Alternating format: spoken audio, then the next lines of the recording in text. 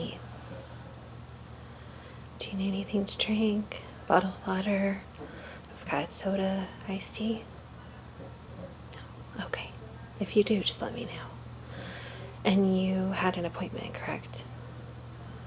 3 o'clock? Okay. Let's see. Okay. Can you just confirm your last name? Thanks. Okay. Thank you. So, I'm Jen. It's nice to meet you. And I really want to thank you before we get started. This is really important to me, and I want to thank you for the privilege of letting us sit down together. As you know, I am finishing my Master's of Counseling, and part of what we have to do is clinicals. So we offer, the Master's program offers free counseling services to all undergrad students. And if you enjoy this session, if you find it helpful, you can continue with me, or if you would like to see any of the other grad students, you're more than welcome to ask to be paired with a different student. You won't have to do the questionnaire again if you don't want. If you do, then you're certainly welcome to do so, and they can send you a new form online. So that's how they pair people, is based upon the questionnaires, lifestyle interests, backgrounds, religious preference, if any, if you want someone that matches sexual preference, things like that. So if you don't feel comfortable, please don't hesitate to tell me if you want to stop the session early, or if you want to switch therapists. It won't bother me at all. You are supposed to be comfortable here, and if you're not, then this doesn't work. So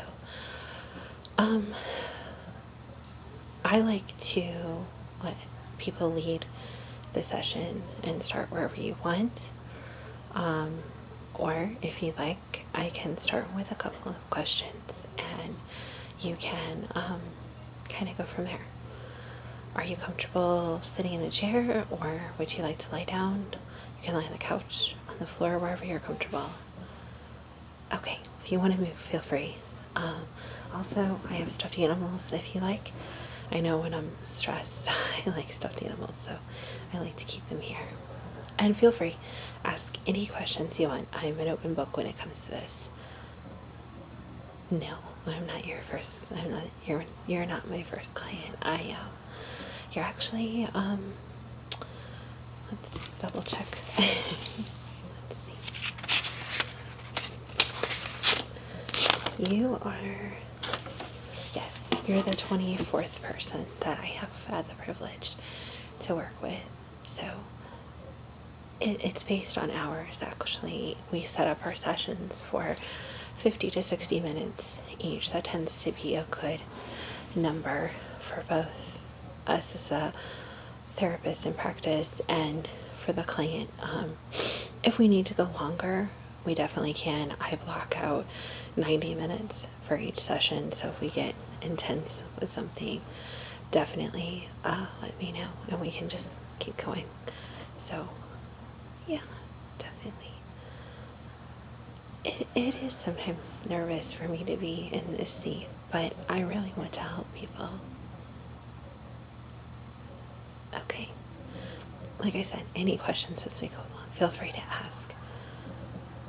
You'd like me to start? Okay, great. I can do that.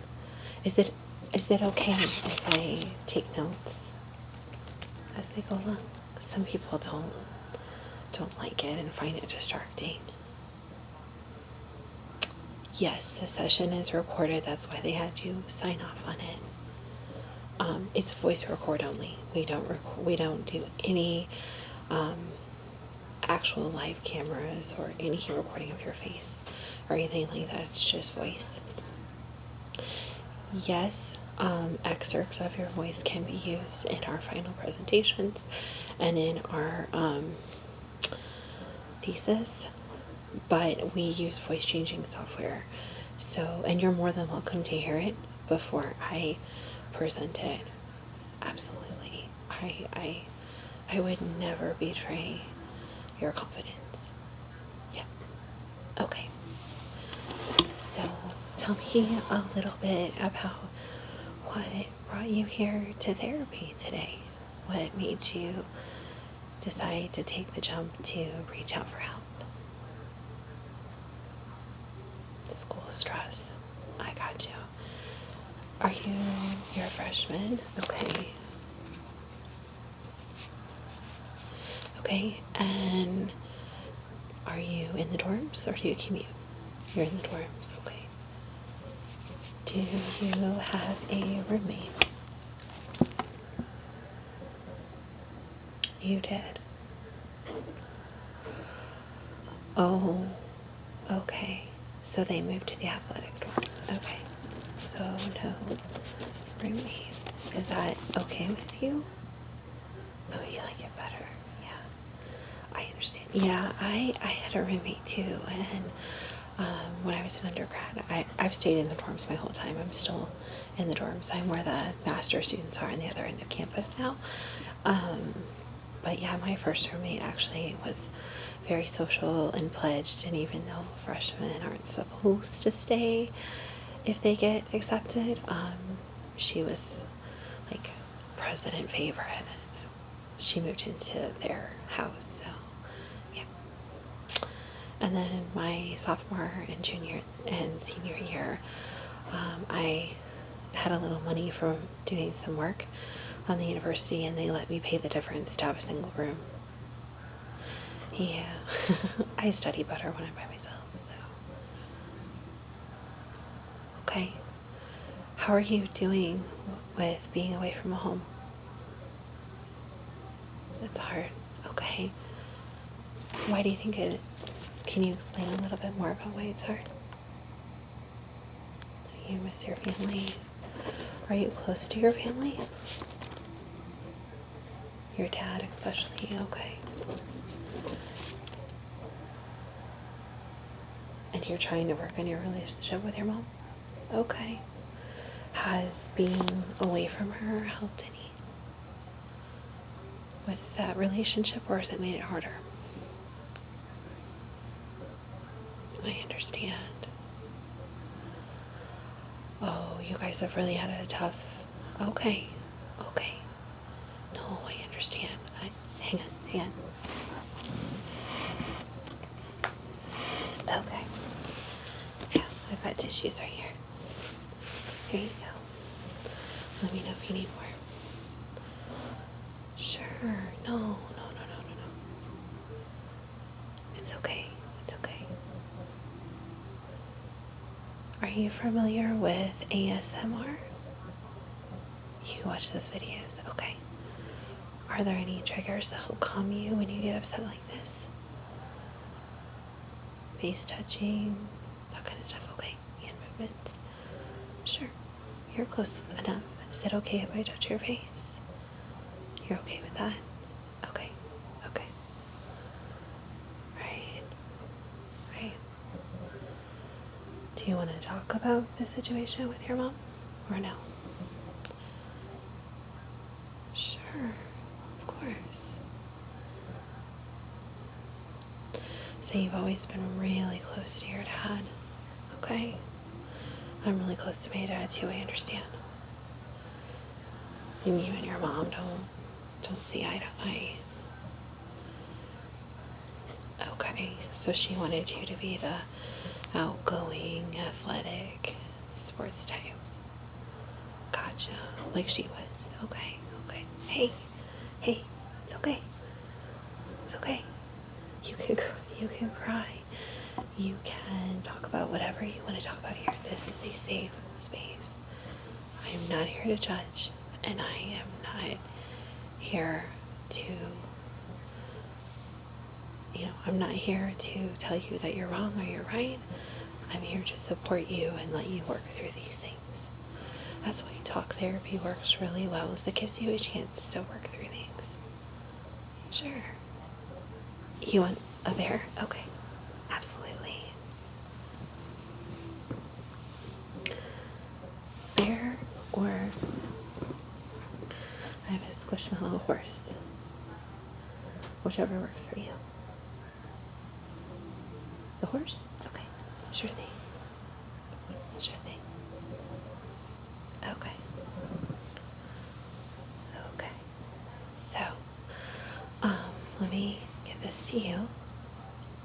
And if you decide later that you want the bear or you want to switch, you just let me know. Okay? Absolutely. Absolutely. I totally understand. Okay? It is okay. Okay, so about your mom. So you try to talk to her and she still wants you to like totally submit, bow down to how she wants things. Okay. And she still wants you to be a joiner. Have you joined any social groups or anything since you've been here? Oh, okay. So you are part of the old-fashioned board games club. Cool. That's a good group. Yes, actually, one of my friends, Sarah Parker, she helps co-chair that group. Yeah, she's awesome. She actually does it because she's working on play therapy with adults. Mm-hmm. She probably talked to you guys about that. Yeah, she's cool. It's okay. It's alright. It's okay. So, do you think that trying to please your mom is really taking away from being who you want to be? Okay. Okay. Right. Okay. So I think sometimes when we spend a lot of time trying to please others, we lose part of ourselves. What I mean is that we try so hard to conform and to be that person that we think they want so that they're happy, that we forget about who we are. And we sometimes don't realize that we're doing it until we step back. And now that you've come to school, you're kind of realizing that you want to be you. And you should. You have every right to be you. You should be you. You deserve to be you. You do not have to meet the standards of anyone else. You are your own person. Absolutely. Absolutely. And it's hard. But you're being very brave by taking this big, huge first step and talking about it. So tell me about me. Tell me about you. See, we're both stumbling here. Okay. And what's your major? You're undecided? Nothing wrong with that. Nothing wrong with that at all. What do you enjoy? Really? Okay. Well, they do have a really good music therapy program here. That's why you wanted to come here, because you're interested. Great. One of the professors that I worked with in my undergrad is head of that program. I'd be more than happy to share his email with you when we get done. I'm sure he'd love to talk to you. He's very good about answering emails. Phone calls, not so much. Emails, definitely. Yeah. All right, let me write that down. Okay. I will email you his contact information after our time together, and please reach out. You could give him my name, sure, that's fine. You can even tell him I told you to. Okay? So music therapy. Oh, but your mom doesn't want you. Okay, so what does your mom want you to do? Okay, so your mom wants you to be a teacher or to be something in the hard sciences? Well, music therapy in a way is teaching. Maybe you could approach it that way. I think therapy as a whole is teaching. You're teaching people how to be better people, and that's important. Are you wanting to work with kids, adults? Not sure? Okay. Well, I think any age can benefit from self-improvement. Absolutely. And they're doing amazing things with that group of music therapy. So, any other interests? Maybe not necessarily majors, but just interests while you're here. You've also thought about art therapy. Definitely. You know that we're partnered with the other university that we partner with a lot in the other state. Yes, and they can send you there for a semester, or you can do all your learning remotely while you're here and get some extra classes. And music therapy too, I think they do that too. You know, they do an exchange program with students, or you can do the e-learning or a combination thereof. Yeah, absolutely. No, it doesn't cost any different. I did it with my undergrad when I was focusing on working with people that have been in traumatic accidents. Yeah, they have a hospital program, and I went and spent 2 semesters there, a spring and then a summer semester there. Stayed in their dorms, and it was great. It was a really good experience. And then I've taken a couple classes as a grad student online with them. Yeah, you should consider it. You really should. Yeah, absolutely. So, okay. So how do we talk to your mom about this? Well, I think it's best if you do it in person or on like a live chat, because I think we get so much information about a conversation from visual information, seeing facial expressions, hearing tone of voice, things like that. But a phone call would work too. You can still get a lot of information from a phone call. Is it hard to talk to your mom face to face? Okay.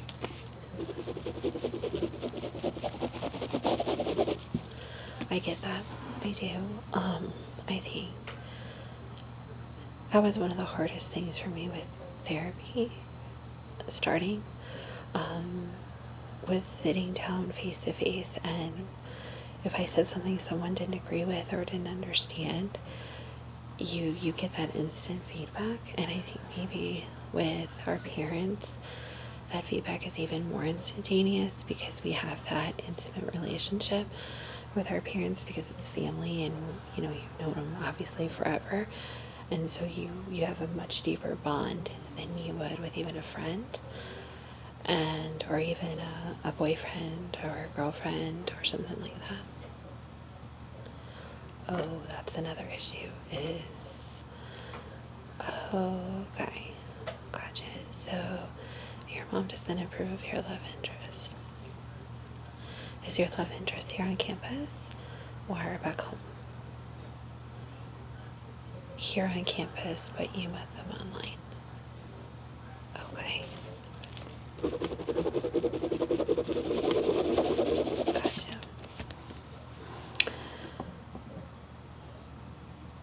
No. Wait. Hey. Your lifestyle does. No. You love who you love, and I feel like if someone is different from us, that can be a huge source of attraction. Okay. Well, people are a little more open-minded now about other cultures and other people in our lives. And sometimes it's hard for people that grew up one way or another to be as understanding. But, right. Oh, I get it. I do. I do. But it's okay. It's okay. Right. I understand. Have you guys thought about family counseling or family therapy? Seems like the issues with your mom are pretty intense and they're not just coming from you. And they're not just coming from your mom. I think there's a lot of back and forth. Mm-hmm. That is something that I am more than happy to do. Yeah, we can sit down together. Sure. But I want to make sure that you are 100% comfortable before we do that. Maybe have another session or two if you're okay with that. Okay. So what can we do right now to help you get through struggles with school, struggles with family, to put you in a better place right now, today? Okay, how to relax and just shut your mind off. That's easier said than done, unfortunately. Yeah, I struggle with it too. I really do. I think the fact that you like ASMR videos like that. Mm-hmm. Yeah. So ASMR, and I'll send you a list of the things we talk about after in a separate email too. Okay, so you don't have to. I'm gonna write them down, and then we'll talk about it. Do you have a private bathroom with your dorm? You share. Okay. Maybe you can sneak in a time to let your roommates know, hey, I'm gonna take a hot bath. I'll be in there for a little bit. If you need anything, knock on the door, but maybe treat yourself to a hot bubble bath.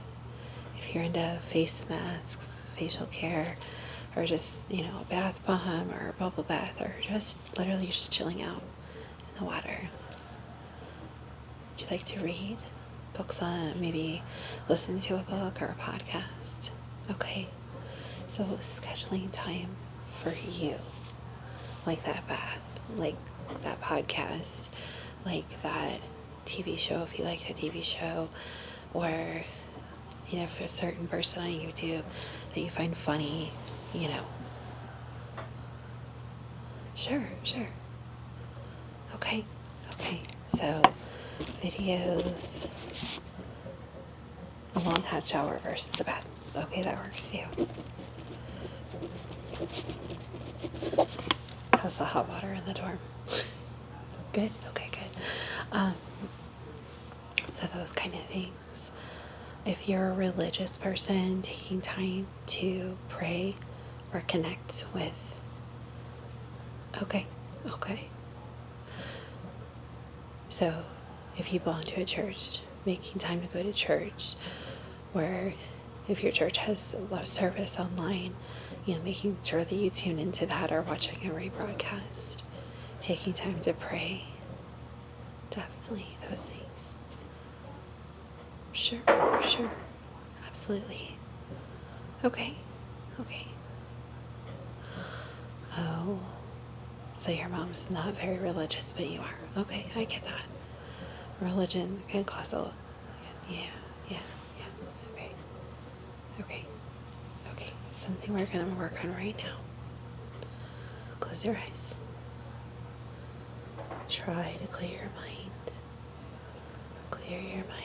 Listen to nothing but my voice. Focus on nothing but my voice. Right? And take a deep breath in. Hold it. And breathe out. Another deep breath in. hold it, and blow it out. One more time. In, hold it, and blow it out. Perfect.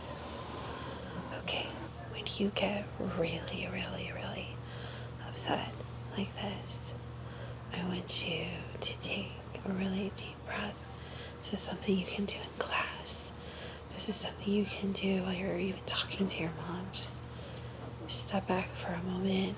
Something you can do anywhere pretty much, even in class. You don't necessarily have to close your eyes. Just focus on your breathing.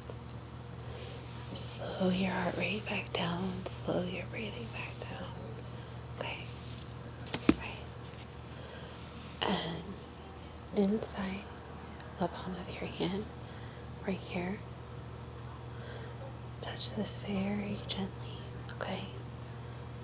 And then there's a pressure point right here in between, like the web from your finger to your thumb. That will release tension, will release headaches, and it will help you relax. Okay? Yeah. Let me write that down for you. Okay. Right. Exactly. You get a lot of stress headaches, right? Okay. So, doing that breathing for anywhere from 3 to 5 times and focusing on that pressure point should help ease some of that tension right here in your head. Yep, I can feel it right here. Should ease some of that, okay? Okay. Okay. Okay. Exactly. And then having something to look forward to, like that long hot shower, or knowing that your weekly podcast will be on, or that show, or that new video is going to drop, and looking forward to it. Those kind of things will really, really help. Absolutely. And that deep breathing exercise can help you just take a break too. When you've been studying for a really long time, or focusing for a really long time on your schoolwork or work, that could be a nice little couple-minute break. Okay. Okay. Good. Good. Very good. Okay. So, is there anything else I can help you do right now to relax?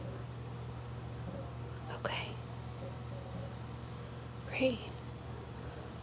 Well, our time is about up, but if you would like to schedule another session. Oh, awesome. Okay. What day works for you? I can do another, since today's Monday, I could do another session on Thursday or next week.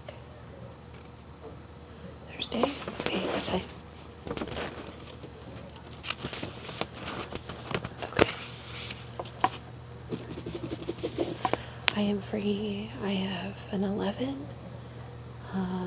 a 1, or I have evening. 1 o'clock.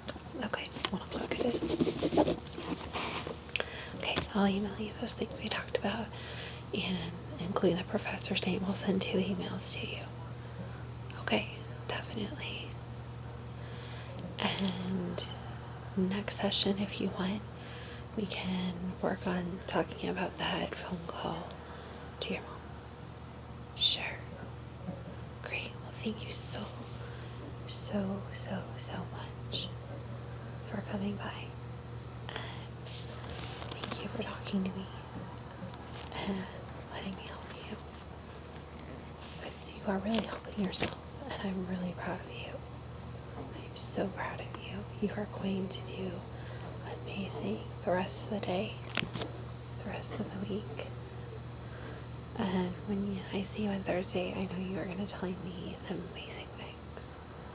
I can't wait to talk to you then. Thank you. Thank you. tell you what, you hang on to that horse until next time. Yeah. Everybody needs a squishmallow in their lives. You hang on to it till our next session, okay? Absolutely.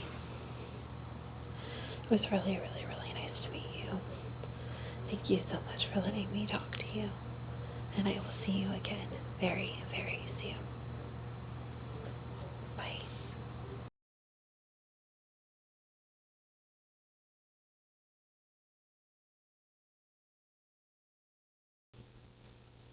Hi there. Thank you so much for doing another session with me. Come on in, sit down. Please have a seat. So I have our notes from last time. And we'll pretty much start wherever you would like. If you want to start about school, if you want to start about things with your parents, it's up to you where you'd like to start. Okay, okay. So first, let's do some deep breathing just to get into the right mindset. Okay, so in through your nose, out through your mouth. Very good. One more time. In and out. Very good. Very, very good. Okay, so I know there's been a lot going on, and I want to tell you one thing above everything else. You are amazing. You. You are so amazing. You are totally, totally awesome. Okay. And everything that is negative, everything that is stressful, everything that is bothering you, we are going to sweep it out of your life. Okay. Sweep it out of your life. You don't deserve that negativity, and we're just push it all away. Okay. So, what has been going on with school? Okay. So, midterms. Okay. Just gonna take some notes. Okay. Okay. Are there any classes that you're worried about in particular? Math. Okay. I get it. Math has always been a struggle for me. Have you gone to any of the tutoring sessions, or have you gone to anything like that? Okay. Okay. Gotcha. How about one-on-one time with your teacher? Okay. You guys don't get along. Okay, I got it. Does he have a TA? Does he have a teacher that he co-teaches with? He's a co-teacher. Okay. Maybe you could set up a time with him. Okay. I can help with that if you would like. I get it. Trust me. There's some teachers that I never saw eye to eye with, so I would be happy to help facilitate that if you would like. Sure. Okay. Do you know their name? Okay. I will email them as soon as we're finished here, and I will follow up with them and then with you via email, or I will send you a message. Okay, great, absolutely. So, math, we're going to take care of. That's okay. Okay, nothing to worry about there. Yeah, brush all of that away. Brush all of that away. Brush all of that away. Okay, just wash your hands of it. There's no reason to hang on to that negativity. Okay. What else is going on? Okay, it's hard to study in the dorm. Yeah. Does your dorm have quiet hours? It should, because you're in a freshman dorm. What dorm are you in? Okay. I will find out why they're not um, honoring the quiet hours, because I believe freshman dorms are supposed to be quiet from 4:30 until 10, and then 10 to 10:30 is kind of everybody's get ready for bed kind of thing, and then it's supposed to be very quiet from starting at 10:45 p.m. So even if you're a late owl like me, you can study. So let me find out about that, okay? I no names mentioned. It's just going to be a counselor finding out what's going on, okay? All right. Counselor, therapist, since I'm not licensed yet, call it what you will. Um, I think most people use the term interchangeably anyway, so yeah. But technically, yes, I am studying to be a licensed therapist. You remembered. See? You're so smart. You don't need to stress about anything, okay? Trust me, you don't. You are so smart and you are so amazing. You are so amazing, okay? Okay, so what's going on good this week? You did talk to your mom. How'd that go? Really? Okay, so she's supportive that you're in therapy. Well, that's awesome. I'm so happy for you. Oh my gosh, I'm so happy for you. I'm so happy for you. I knew you had a really great glow about you today. Yes, you do. I gotta be nosy. Do you put anything special in your skin? Or is that just you? Well, you have great skin. You really do. You really do.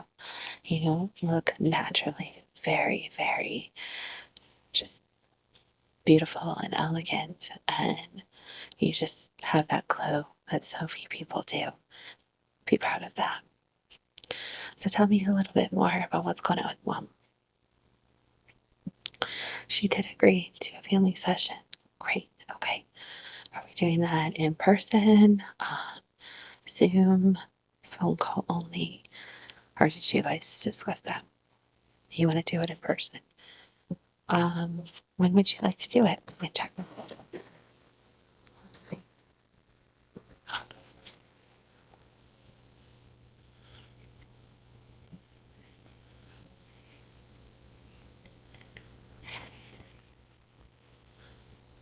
Um, Next week I have time. What day next week? Next Wednesday? Yes. Morning or afternoon? Morning. Okay. Let me put you down right now.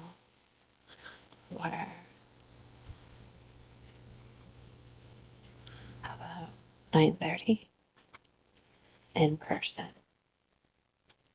Great. Awesome. Well, I am super, super, super excited about this. And here's how that session's going to work, just so we're all on the same page and you are not worried about anything and you are totally relaxed by it, okay? You are 100% in control of that session, okay? 100% you. Yes. Take a deep breath in, blow it out, and all of that stress, just let it go. Just wash it all away. Okay? Okay. Because you are 100% in control. 100%. And if things get tense, then we will do some deep breathing with you and your mom. We'll take a break if we need to. We will talk about a neutral subject, not school related. I can put some question time on mom, kind of not meanly put her on the spot, but, just kind of direct attention away from you and put it back on her. Ask her about her childhood, ask her about her likes and dislikes, her hopes and dreams, things like that, just to kind of deflect some of the attention away from you. Okay? So this is 100% on you. You and I will have a couple minutes before mom comes in. We'll agree on a kind of stop word that you can toss out when you start feeling uncomfortable. And if that happens, then I will stop the session where it's at and we will focus our attention on calming everyone down and making sure that everyone is on the same page, okay? Okay, but remember, you are 100% in control. Just like here, just like right now. If I ever touch on a topic that you don't like or you're not comfortable talking about, we will skip over it for now. Okay? Okay. Is there anything else going on? You went on a date. Wow, wonderful. This is someone that we had talked about before from your from your math class. Okay, so not someone we've talked about before. Well, I am really happy for you. Really, really happy for you. And how did the date go? So, okay. Awkward? Yeah, first dates are always a little awkward. But okay, so you guys agreed to each pay your own way. That was just good. That's very smart. See, you are so smart. You've got to give yourself more credit. Do you not realize how amazing you are? You are amazing and smart. And it's amazing, smart. You're a planner. You care about protecting yourself. That's so awesome. I am so proud of you. Really, I am so proud of you. Yes. So, how did the rest of the day go? Went well. Okay. You're having a second date. Okay. Well, that is amazing. I am just so proud of you. Yes.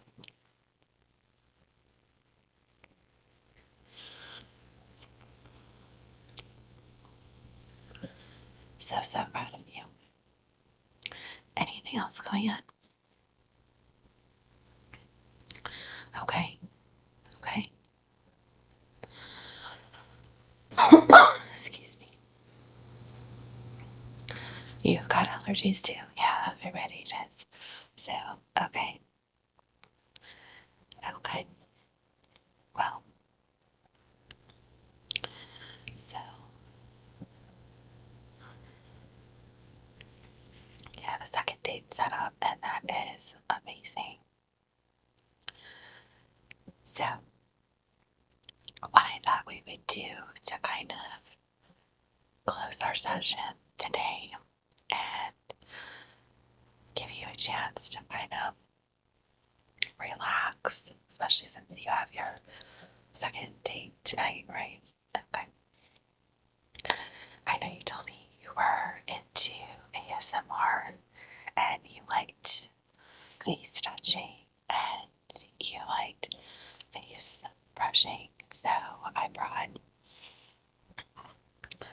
this really awesome, really soft brush, and I thought we would do a little face brushing with it. So why don't you go over what the plan is for the date tonight a little bit so that you're not so nervous, okay? Okay. Are you meeting them there? Okay. Okay. Right. So you guys are on opposite ends of the campus. Okay. That makes sense. Okay.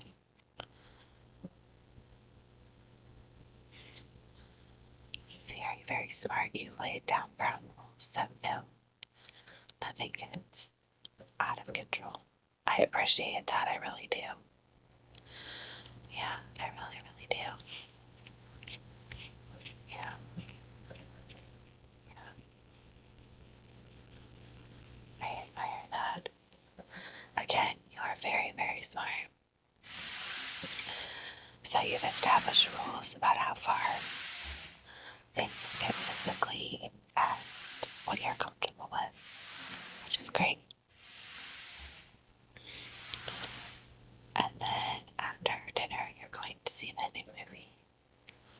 Well, y'all tell me how it goes. I love that series, and I really want to go see the new one. Just don't spoil it for me. Okay. Right. And then if things go okay, you guys are gonna go to grab ice cream or something after. Great.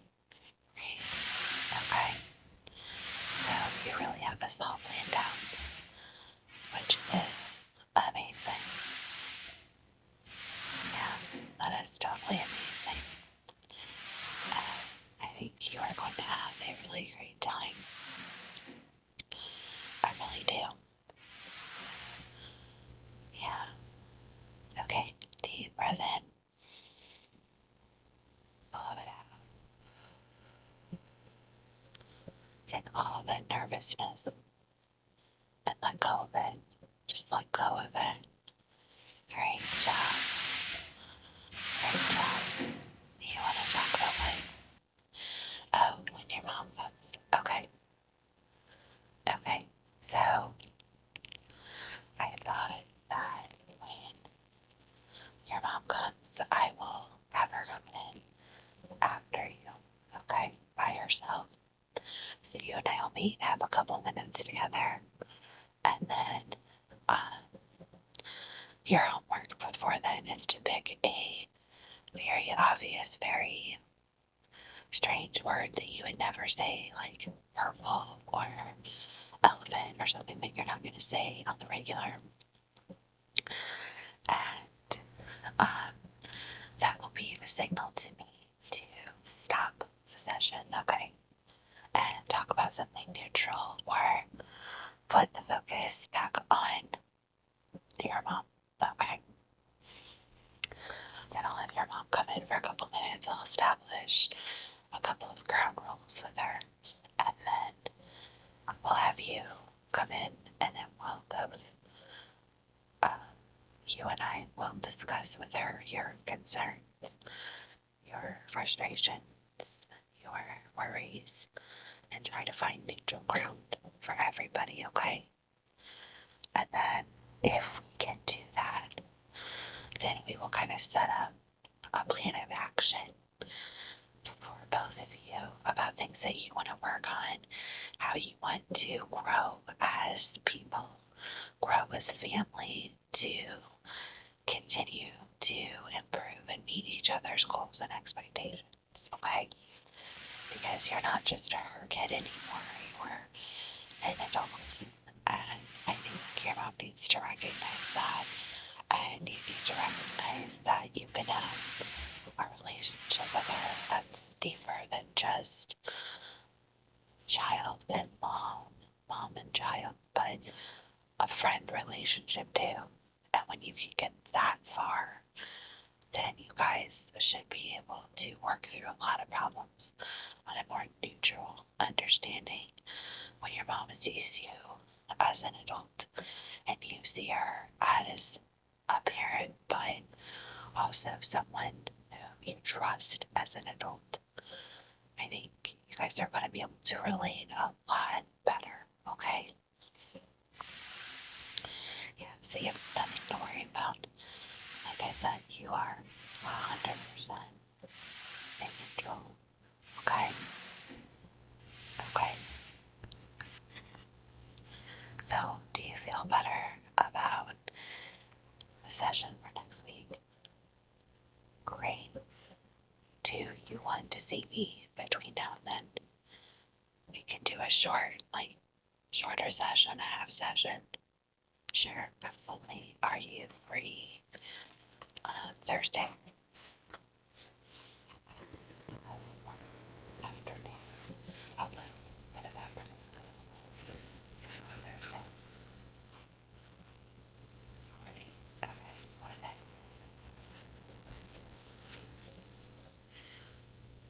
Could you do 9:15? Okay. Alright, great. I will see you at 9:15 on Thursday, and then next week we'll sit down with Mom and try to get on an even place with her, okay? But I am super, super proud of you, everything that you have accomplished. When is your math midterm?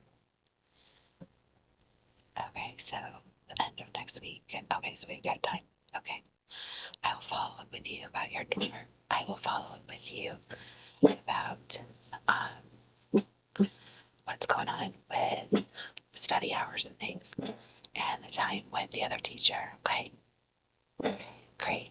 Thank you. Thank you so much for coming to see me. And I will talk to you again very, very soon. Sorry the kids in the science lab are with animals this week. It's a little crazy, so sorry. Yeah, sorry about that. But it's okay. Yeah, I apologize. So I will see you I'll see you Thursday and next week, and I'll talk to you via message if you need anything between now and then, okay? All right. Thank you for coming to see me. Thank you. You are amazing. Do not forget that. Hello, welcome back. I am so glad to see you again. Please, take a seat. How has your week been? Pretty good. Okay. Okay. I made you some tea. Do you still want hot tea, or do you want me to make you iced? Hot? Okay. Great. Got your chamomile tea. And I'm going to set that right next to you, if that's okay. All right, great.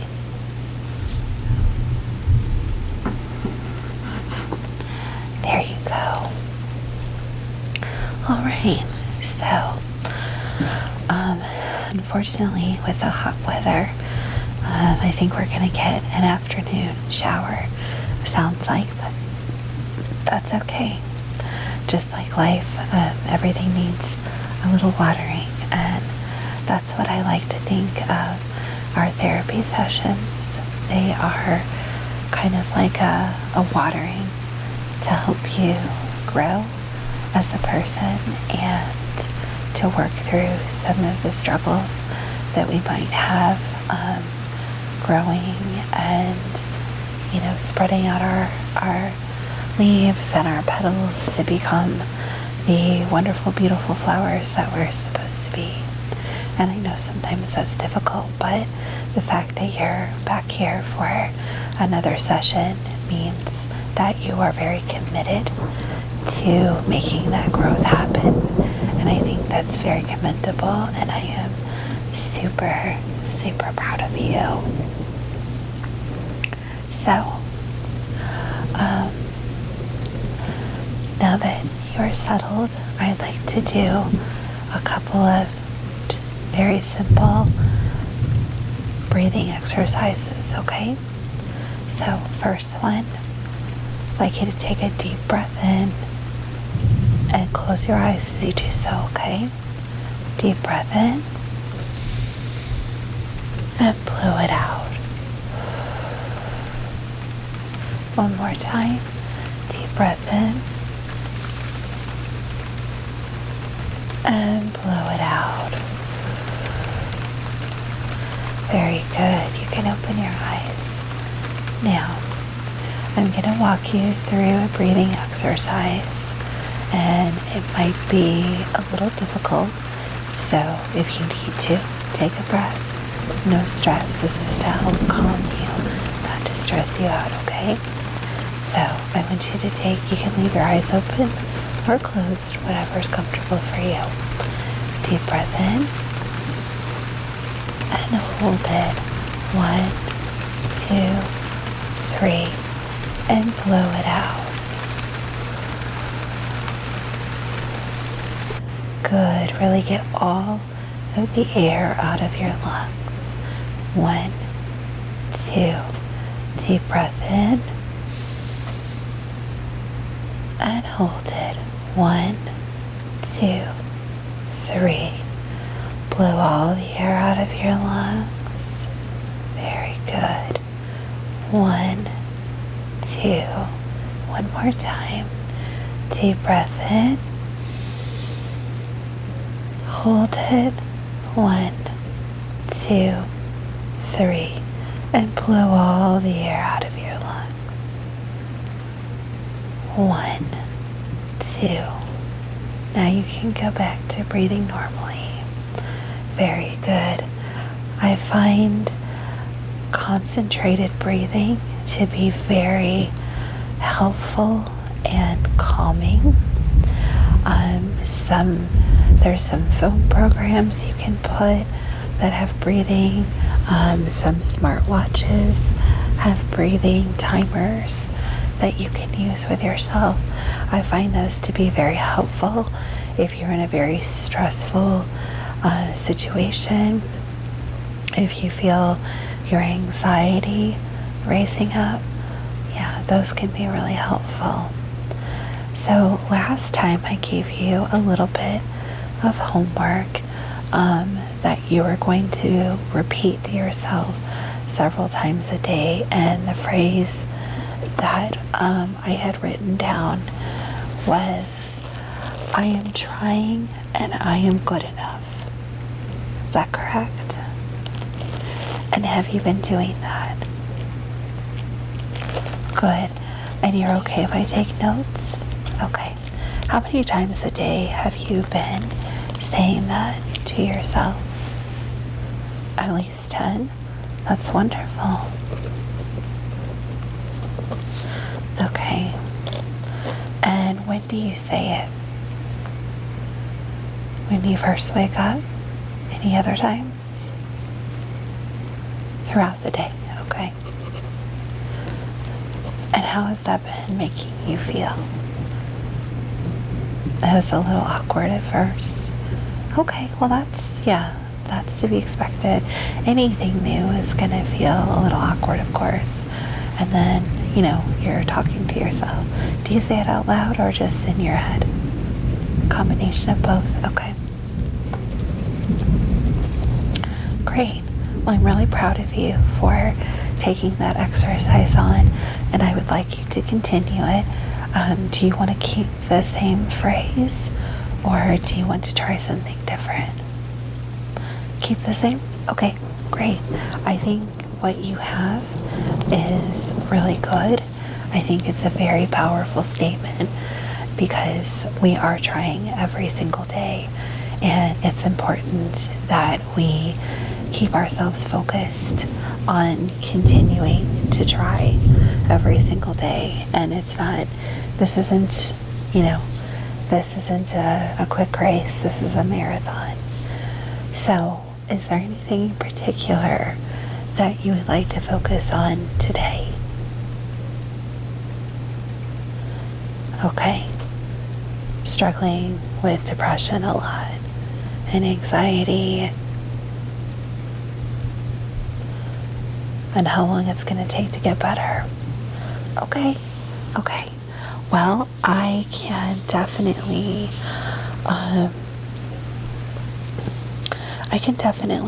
give you an idea of how this process works if you're okay with me reflecting on kind of a personal story. And I think sometimes when you hear someone else's experience, it's helpful. You don't necessarily feel so alone in the process. Okay? All right. So I have struggled with depression and anxiety a lot of my life. It started when I was a teen, maybe preteen even. But I started seeing someone for help when I was a teenager, and unfortunately, as a teenager, I wasn't very open to getting help and getting better. So I would go to my appointments and, I would say what I needed to say to get out of the appointments, and then I would kind of move on. And I didn't really do the homework like you've done with your statement. I didn't really do anything differently to help myself get better. So it was a very long road for me to get to a place where I could manage my depression and I can manage my anxiety, because life is difficult, and sometimes even when we think we're in a much better place, depression, anxiety, frustration, just in general, different heavy emotions can come back up again, and they can manifest in different ways. So maybe a loss of someone in your life, maybe a loss of a job or a home, or not even necessarily a loss. Sometimes a good significant event, graduating from college, having a child, getting married. Sometimes good events can trigger a lot of emotions, and sometimes the darker, heavier emotions can come back in. So even when you think you have overcome depression and anxiety, sometimes it can come back in different ways, and different for different reasons. So maybe you've gotten over something that happened as a child that you really struggled with, but now you're worrying if you're good enough to have a family or good enough for the job that you're in. That sounds familiar? Okay.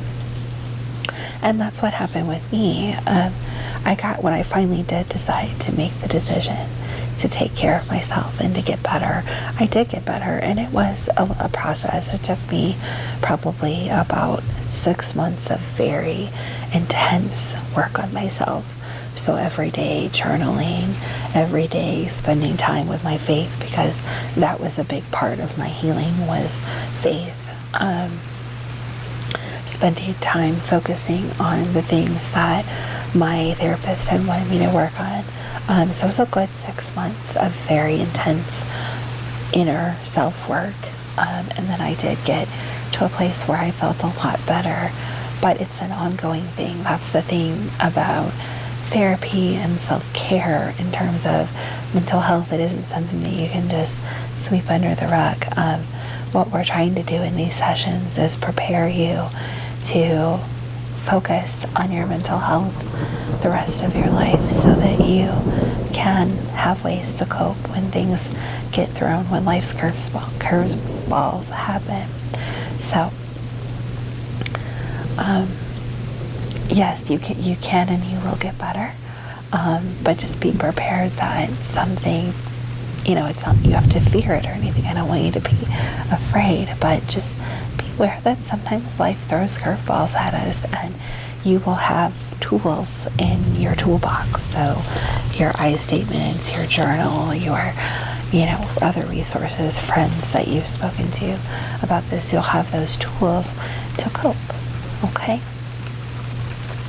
So one of the things that really helped me, in addition to my faith, was journaling. And I like to keep those journals. I keep a record of my mood for that day. And there's lots of, little stickers or mood trackers that you can either buy or draw and put in your journal.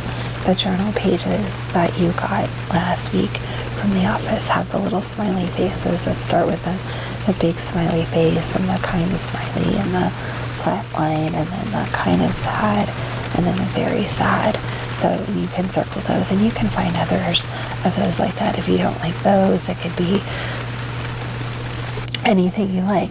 I've seen mood stickers that are different colors. So red for angry, green for happy, yellow for somewhere in between, or there's those different animals, different things like that, whatever makes you, but some way to track your mood, and then being able to write out why you feel that way. So if you're having a day where you feel very stressed, or your anxiety is really playing up on you and making you very nervous or uncomfortable, and keeping track of those things and being able to go back and reflect. And as you journal more and more, you'll be able to recognize, I feel angry today because I got overwhelmed at work.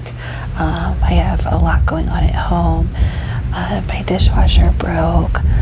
It's really hot outside and I don't do well in hot weather. And all of those things made me feel very angry and frustrated. Or today I feel really happy because I got up on time. I got out of the door on time. I was on time to work. I got all my work done. I was able to go home and relax after work.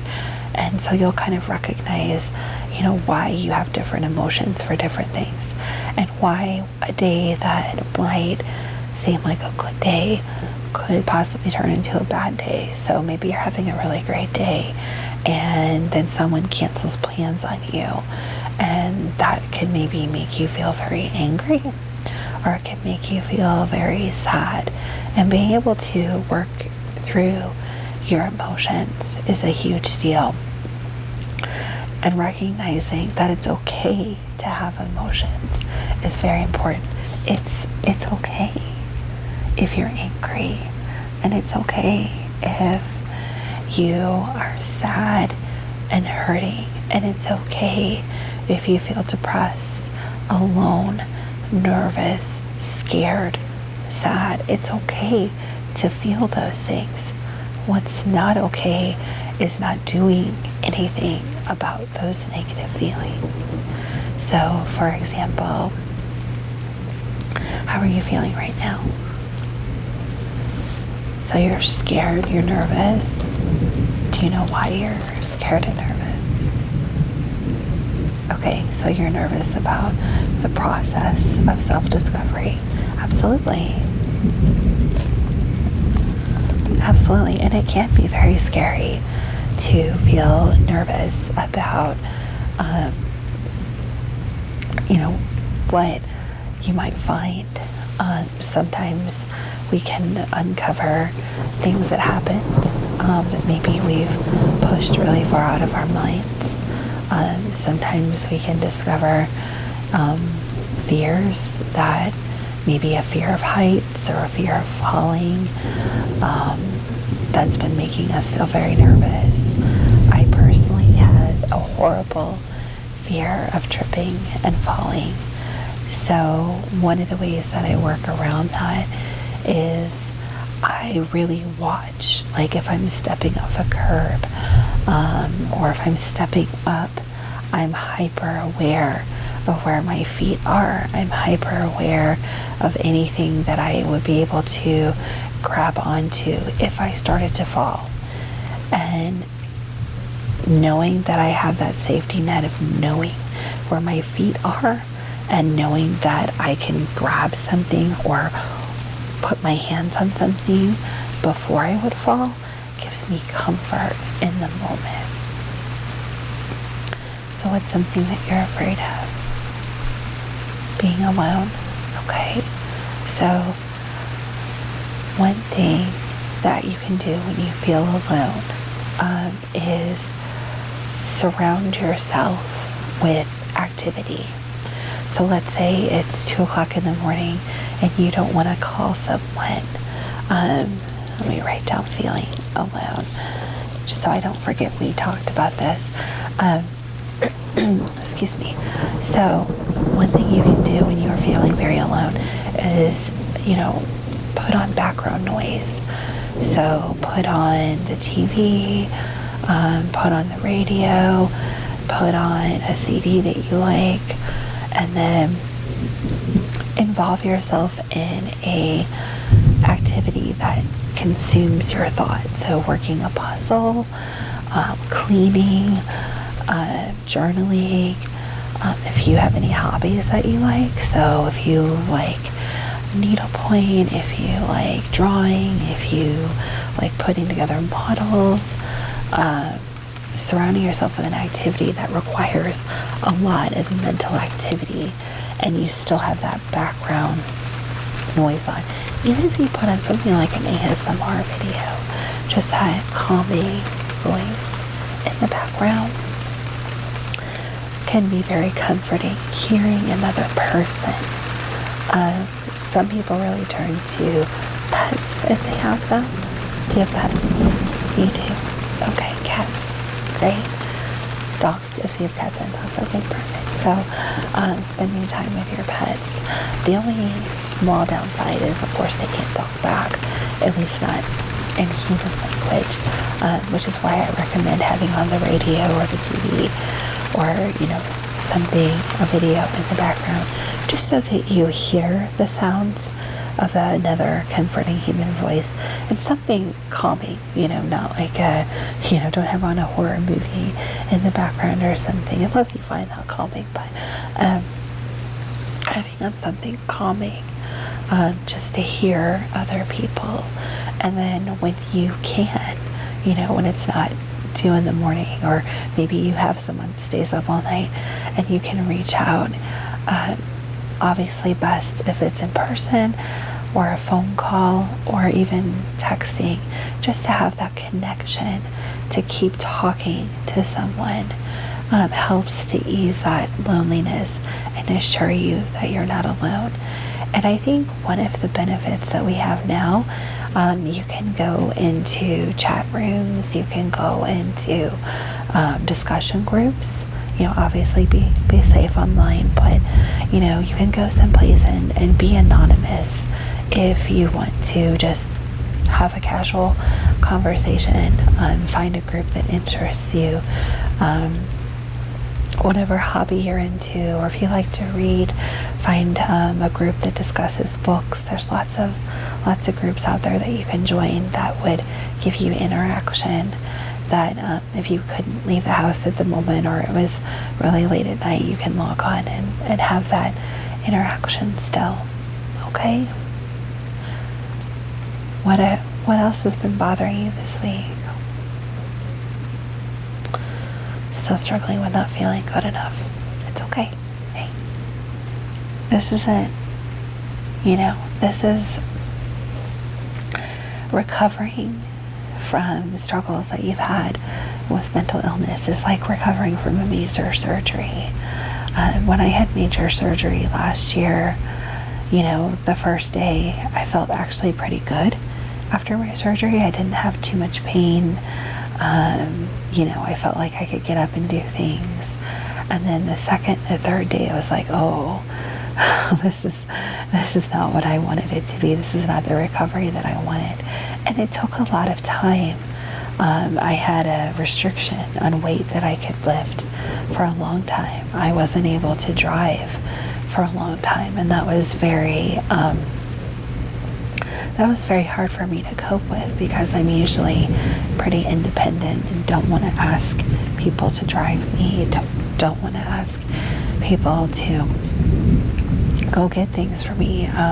Walking up and down the stairs for the first couple of days in my house were really difficult, so it's hard to rely on others sometimes, but we need other people.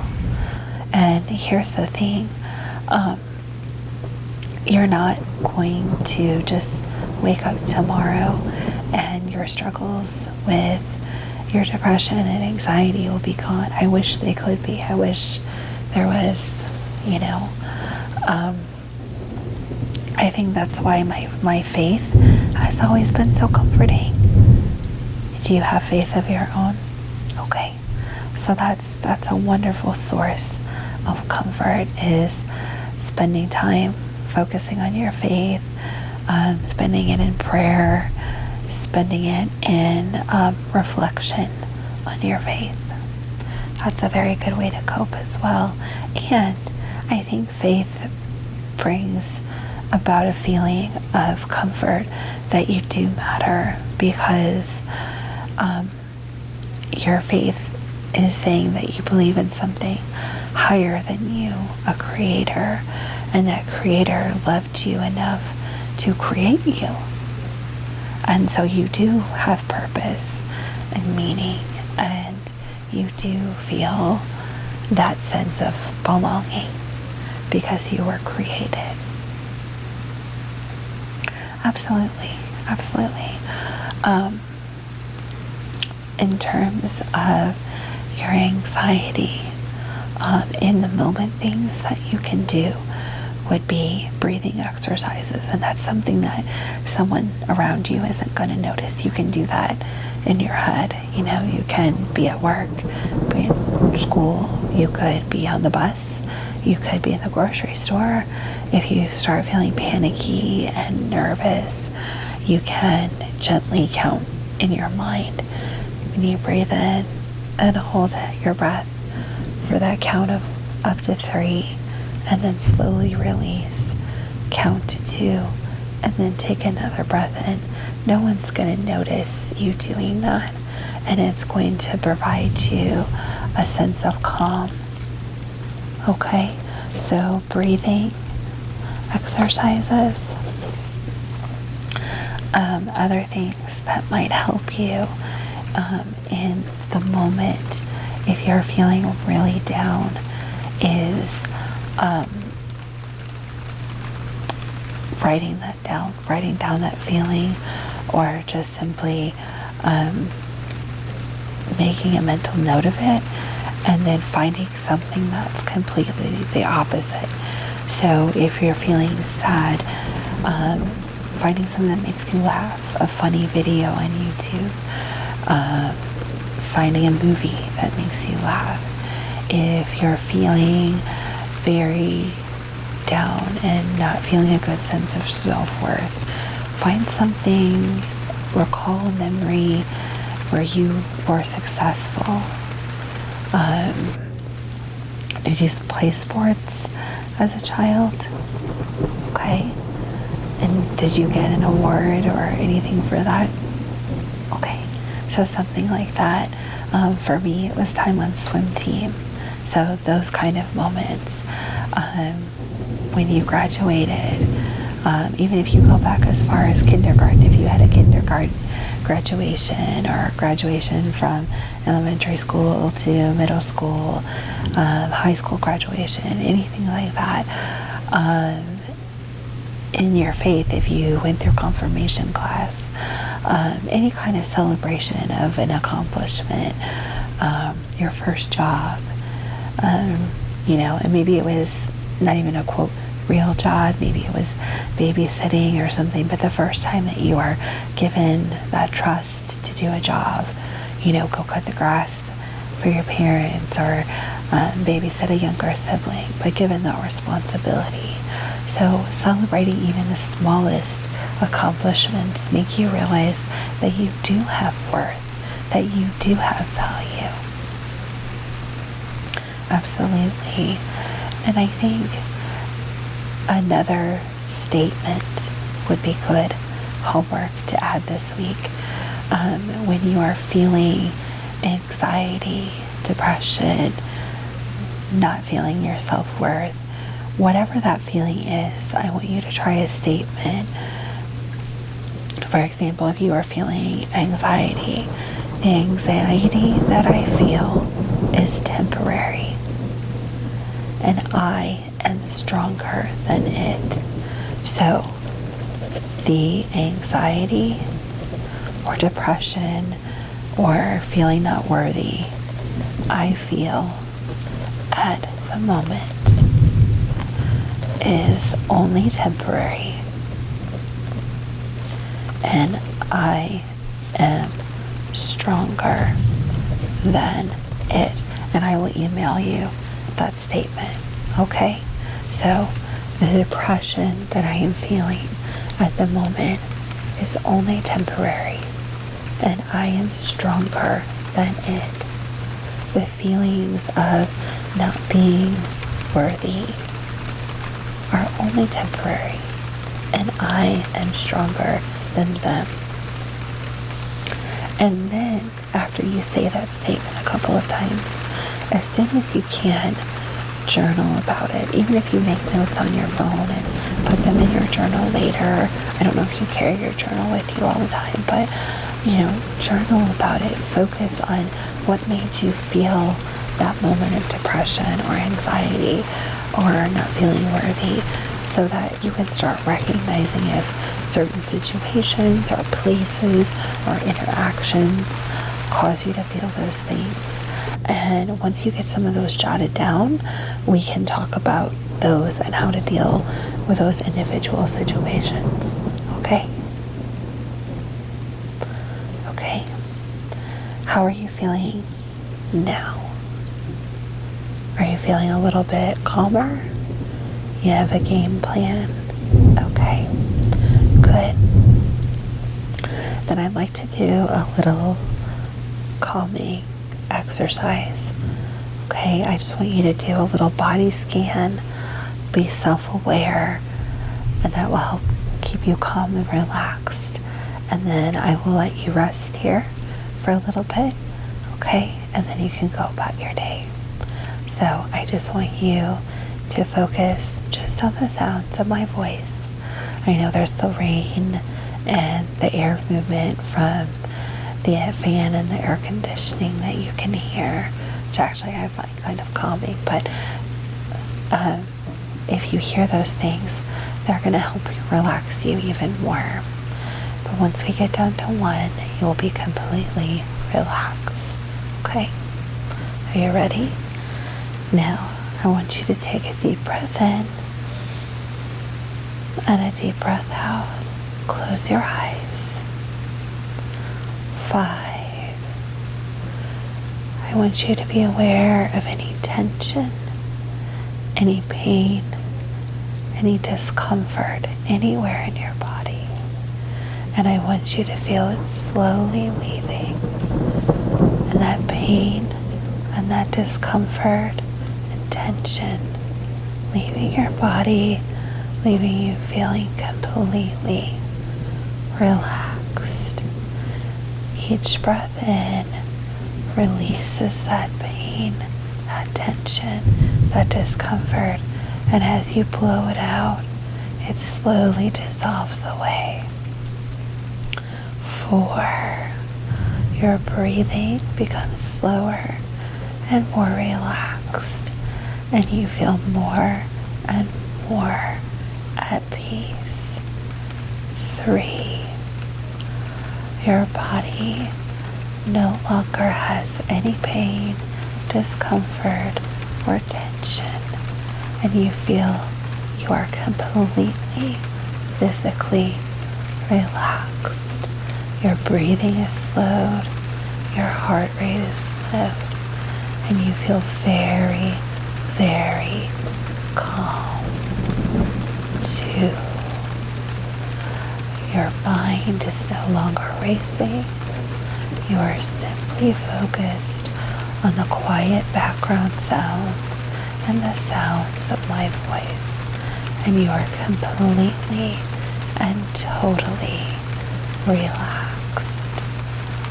1. You are able to gently drift off to sleep without any struggle or without any tension or stress in your mind or body, and you are 100% relaxed.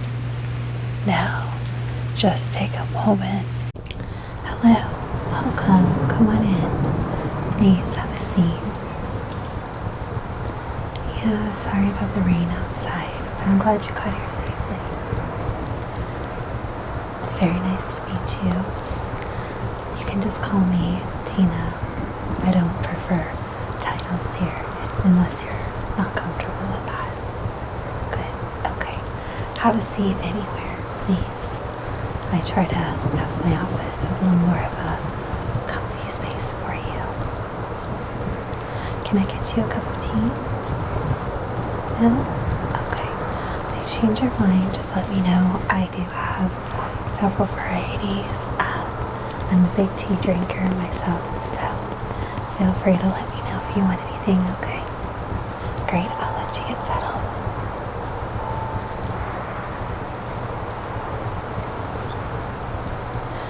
Have you been to therapy before?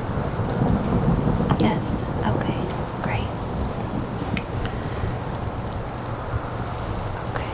never for what you've come today. Okay. Okay. Do you mind if I take notes while we have our session? They're just, if you choose to have a second session with me, hopefully you feel comfortable doing so. But if you continue to see therapy with me, I like to have a record so I can be refreshed before we have our next session. Okay, great. I'm a little old school and I use pen and paper, so if that's alright with you, let's take a few notes as we go along, okay? Great. So, since you've had therapy before and you're fairly comfortable with the therapy process, I'm assuming, how would you like to begin? Are you more comfortable just speaking, or are you more into guided conversation, or what works for you? A little more guided. Okay. Okay. So, what was the main reason that had you reaching out for therapy today? Let's start with that. Struggling with the seasons changing. Okay, absolutely.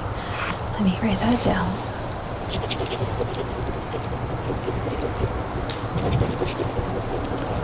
That is unfortunately something a lot of us struggle with, myself included.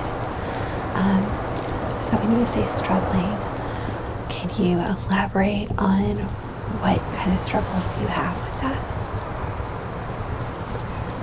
Okay, sadness, depression. Do you get any anxiety over it? Yes. Do you know where that specifically comes from? Shorter days? Well, feels like a shorter day. Okay. I understand that, yeah, with it getting dark sooner, that can be really stressful. You don't like to drive at night? Okay, I understand that too. I really understand that. Do you have to drive at night? Home from work, so your trip home, and then later in the year you'll be driving in the dark. Okay. Do you have the option to maybe ride share with someone? No? Hey, I understand. It was just a thought.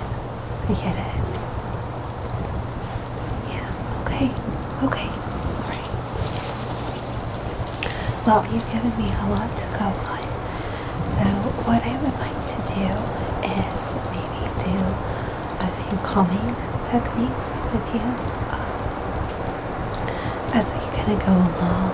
So are you somebody that has tried any kind of calming techniques before?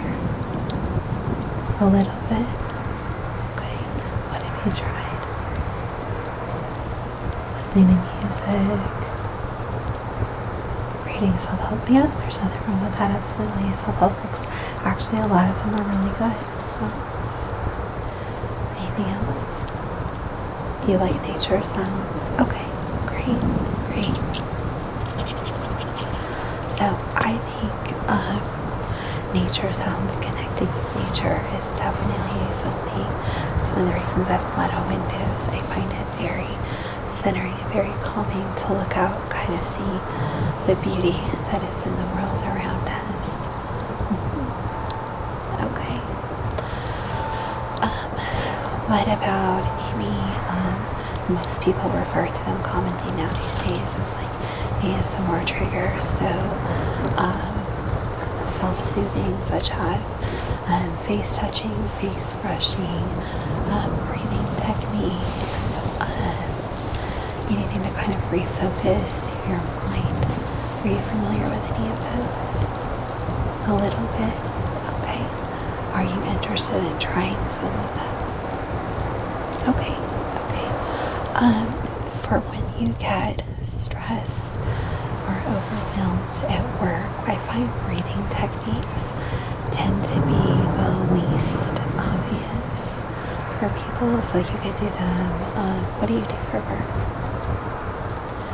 Oh, okay, that's very interesting. Do you enjoy it? Yeah, good. I can imagine it can be a stressful job.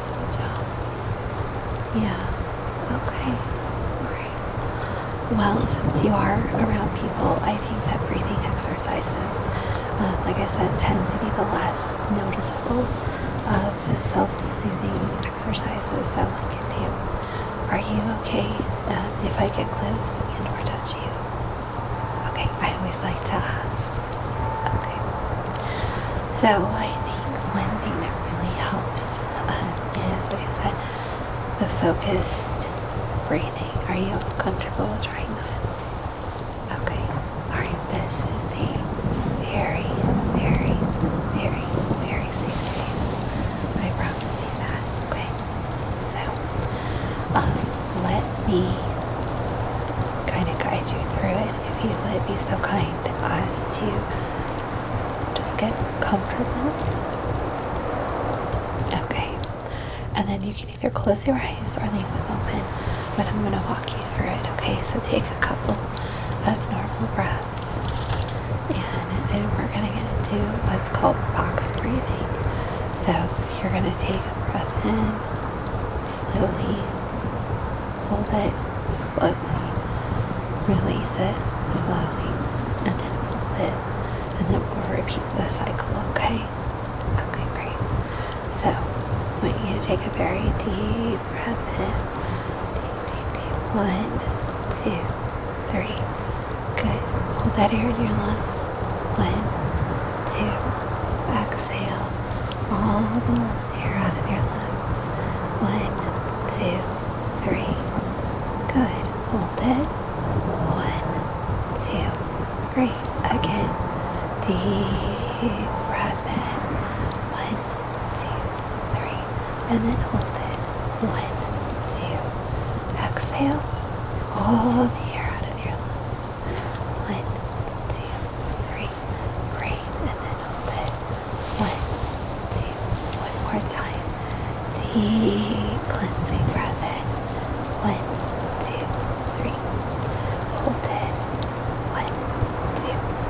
Exhale all the air out of your lungs. 1, 2, 3. And then hold it. 1, 2. Great. Now you can breathe normally. Wonderful. How do you feel? It's a good way to really focus, not only kind of refocus your brain on one task so that your mind isn't kind of all over the place. It's also a really good way to really re-oxygenate the body, because sometimes when we're sitting or standing in one position, we may kind of hunch over or not sit in a way where our body gets a lot of good air. So this is a way to kind of refresh the amount of oxygen in your body, kind of open up your lungs and your chest as well. So there's a lot of benefits to it, okay?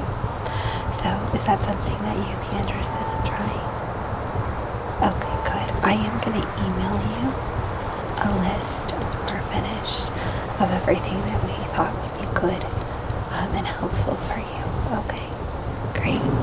Another technique that people really like is brushing, whether that's on your face, whether that's on like the inside of your wrist while you're at work, or some people enjoy it on softer places like on their neck.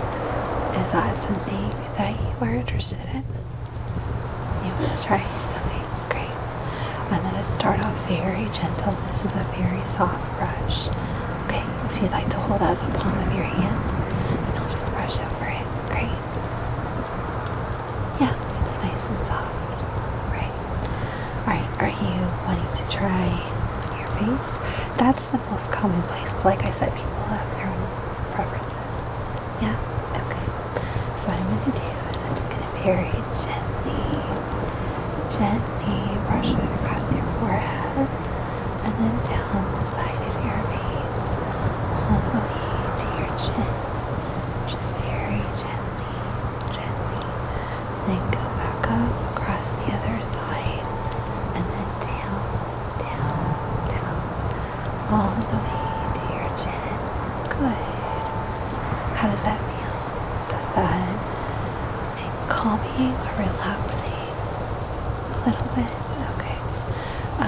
if you want, you can try like on your neck a little bit.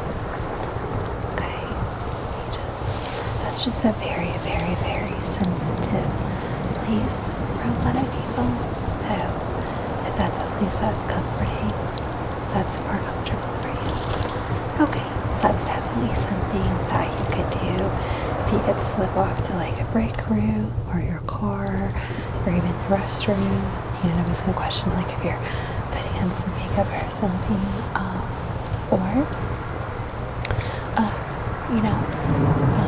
if you want to like step outside where there's no one around, kind of enjoy nature around you, just not too chilly out, and then just kind of do that. That can be very soothing. Okay, let me put that on your list. So brushing. The other thing is, and if you'd like to put your hand out again, the inside of our wrists tend to be very sensitive as well. You want to try there? Okay. Just brush, brush, brush, brush, brush right there. Yeah? That's something you could probably do without anybody really noticing. You know, if you want to reach your hand in your bag or something and do that, or, it's not that obvious. Yeah, and I think that's kind of it's a self-soothing technique, or if you have, when you're at home, if you have someone that can do it for you, just kind of provide to your neck again, provide that soft touch, and just kind of allow you to refocus. It's exceptionally helpful if you use the same kind of brush. Some people like paint brushes, like those fan brushes. A lot of people use makeup brushes because they tend to be super soft, but you can get them pretty inexpensively. Pretty much any drugstore is going to have them, or Amazon. But kind of play around a little bit and see what works best for you. Okay? Yeah, I think that's a really, really helpful technique for a lot of people. Absolutely. This is going to sound like a very strange question, but are you someone that fidgets at all? A little bit. Okay.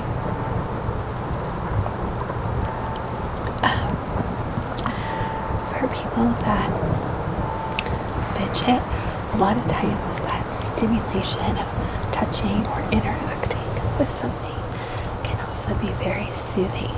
So, I have this cute little stress pushable little octopus guy. He's kind of made out of stretchy rubber, but he's kind of cool because you can kind of pop him in and out. Okay, and then you can pop each of his little feet, so to speak, and that's a great way to, and he has a little face on him too. You can see that's his kind of little worried face. And then if we pop him back around, that's more of his little happy or excited face. And then you can just pop all his little pieces and parts back around. Would you like to see him? Here you go. I think he's very cute. What do you think about that? Yeah? You like him? Well, I'll tell you what, I am going to send him with you. Yeah, I have actually a whole box of different colors. Would you like a different colored one? No? Okay. Well, he or she is now yours. A lot of my clients find them very relaxing. Do you have kids? Yeah, well, if they find it relaxing too, you may have to hide that particular one, but let me know in our next session, and I can always get you another one or two. Okay? Okay. Let me write that down. That was something technical for you. And then you can let me know how that's going, okay? Another technique some people like is, and and it's part of what the octopus do, because you can hear that popping. But these little rainbow guys, they're kind of mesmerizing in addition to making a sound, and they kind of have the pretty colors. Yeah. Some people really like it. Some people don't. You like the colors? Okay. How about the sound? Sound is okay. Alright. Is it a good sound or too much? It's okay. The nice thing about these is because of how they're made, they'll pretty much move in any direction that you want them to.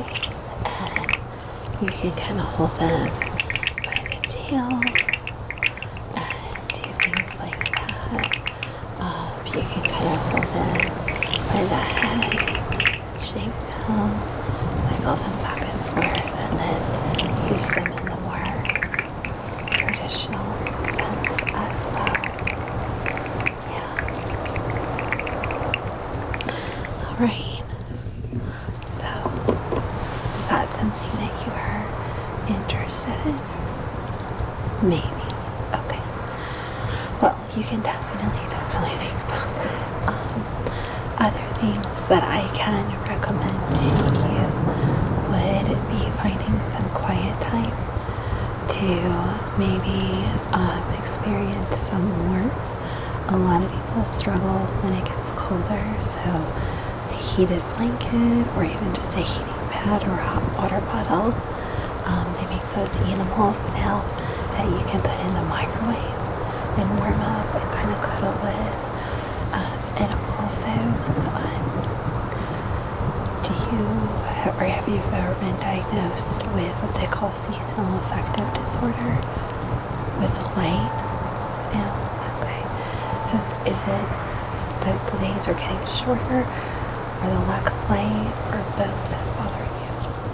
Just the shorter days, and it's okay, the fear of the dark. So the less sunlight doesn't bother you. Okay, so you're okay with it's just the driving. So I don't ever want to give you something so calming that you would fall asleep or anything like that, obviously. But some people find it very helpful to listen to books or podcasts while they're driving. Music, we all listen to music, and that can be really comforting. But sometimes hearing a human voice the whole time kind of in a way that almost interacts with you. So if you're being read to, is really helpful. And the books, a lot of times, are read by actors now, at least the more popular books, and they tend to be really engaging while at the same time having a soothing tone to them. So that's something you might want to consider. And there's lots and lots of books in any genre that you like, so that can be an option as well. Another thing that I could recommend with the drive home is having someone that you can speak to on your drive home. So maybe there's a friend that you can call, or maybe spend time on your, if your kids aren't with you, spend time interacting with them on the phone. Usually have the kids with you. Okay, well, yeah, so spending time with them, just interacting with them. And then that part of the drive where you don't have the kids, engaging with a book or a podcast, just to kind of, not take focus off the road, obviously, but just to kind of have something in the background that's super soothing and relaxing. Yeah, I know driving itself can be really stressful for a lot of people, so having that, in addition to not wanting to drive at night, I can understand how that could bring a lot of stress. The other thing that you could try is that breathing technique to kind of calm you before you start driving. And then the other thing that you could do is, do you have a lot of highway driving or a lot of or stop and go? A little bit of both. Okay. So when you're on the highway, that would be the time to have those phone calls or interactions or the books. And then when you're at the stop and go traffic, you can use that time, see how many cycles of breathing you can get in at a stoplight, or every time you get to a stop sign, do that breathe in. 1, 2, 3. That's enough to make a good, safe, legal stop. Obviously, assuming you're not waiting for someone else to go. And then exhale as you start driving again. Or even if you're at a stop sign or with multiple people, doing that breathing as you're, in and out as the cars are going, and then when it's your turn. Just to kind of take your mind off the anxiety of the dark. Other thing that people find engaging is, doing some type of list planning. So if you have voice options where you can record a list on your phone, some people use that time, hey, let me work on my grocery list or do meal planning. Obviously you don't want to be super distracted from the road, of course, but just to have something else distracting you from the darkness is really helpful. So you have to decide what's a safe level of engaging while you're driving. But I think if you can have something on, would be having a conversation with someone in a safe way, that tends to be really helpful to keep us just engaged on the act of driving, and then not kind of the fear that's around us, you know what I mean? And then have some type of reward system in place. And this is a good thing with like work stress too. So, if you're someone that uses like the Pomodoro technique, where you do X amount of time of work and then take a break, and then X amount of time break, X amount of time work, and then do a break, and then X amount of time of work, and then do a longer break. So that longer break is kind of your reward.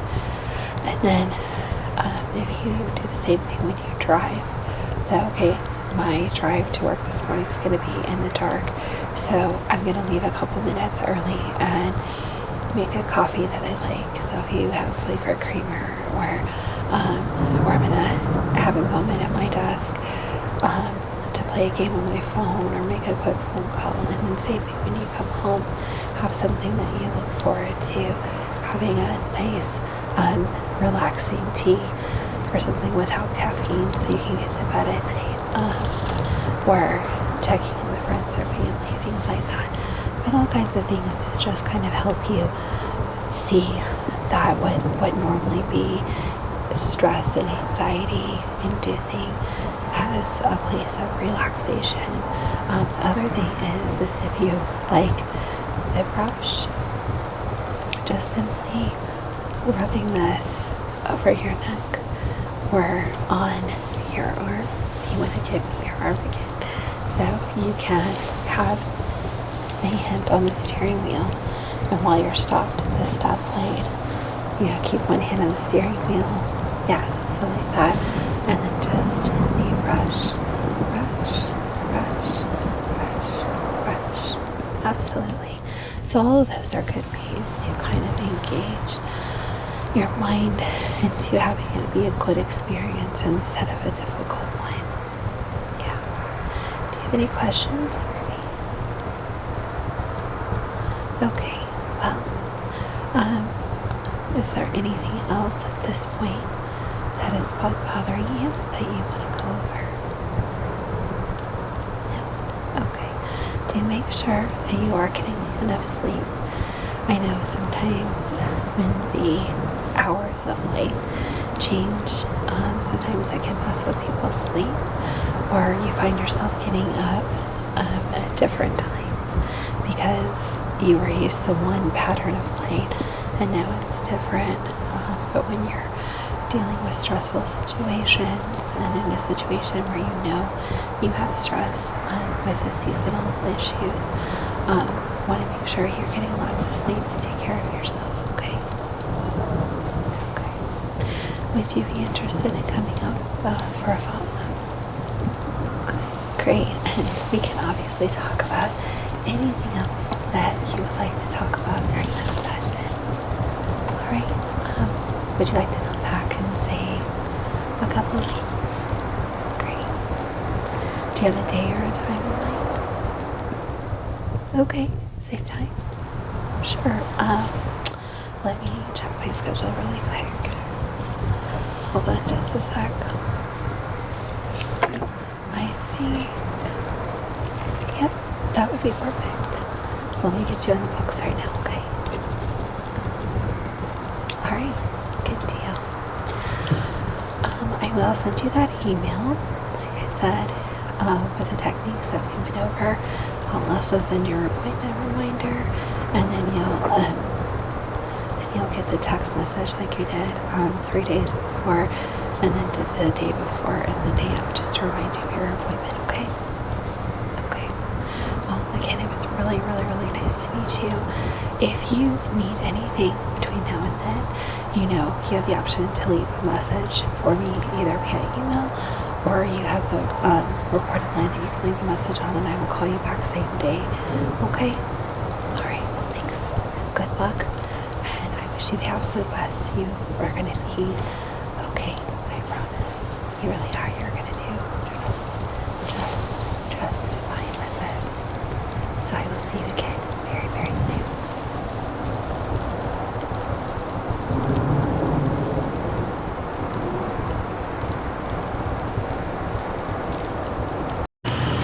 Hi there. Welcome to my office. I am Jen. It's really nice to meet you.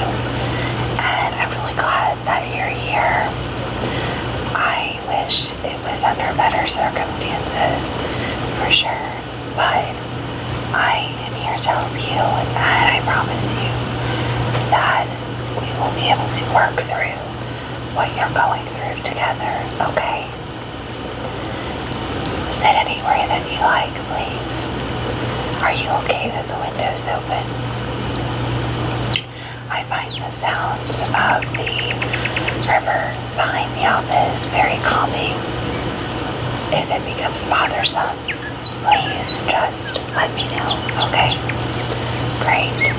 So, from what I understand, you are struggling with a pretty big loss in your life, is that correct? Okay. I am very, very, very sorry to hear that. I know I get close to your face right now. Are you okay with physical touch and interaction? Okay, good. I always like to make sure. Touch, as you know, can be very healing and soothing for some people. Yes. So, before we begin, one other question that I like to ask is, are you okay with me taking some handwritten notes to follow up for our next session? I like to have notes to prepare. Okay. No one will see them but me. Okay. I just find the act of writing them down more helpful for my memory than typing. Okay, thank you. So, in your own words, can you describe the loss that you have just experienced? Okay. Oh, okay.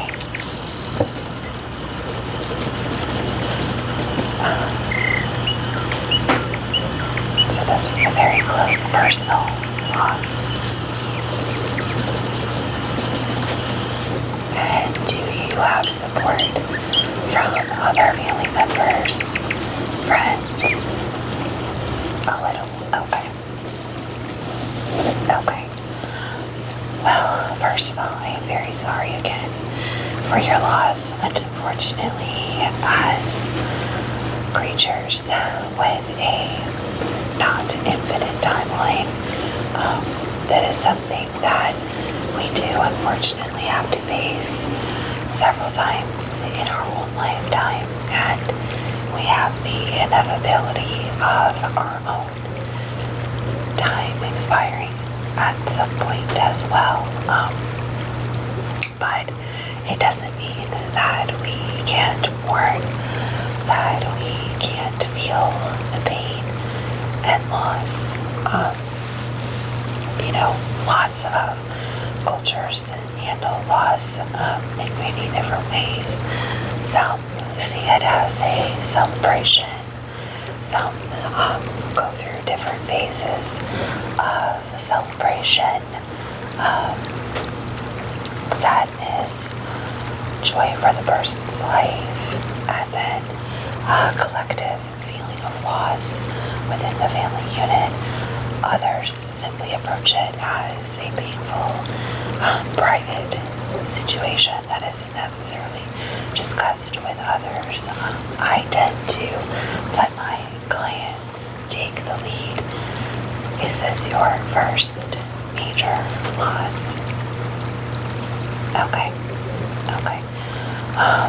I can tell you that every loss is unique, and just because you've experienced loss before doesn't necessarily mean that another loss is going to be easier or more tolerated.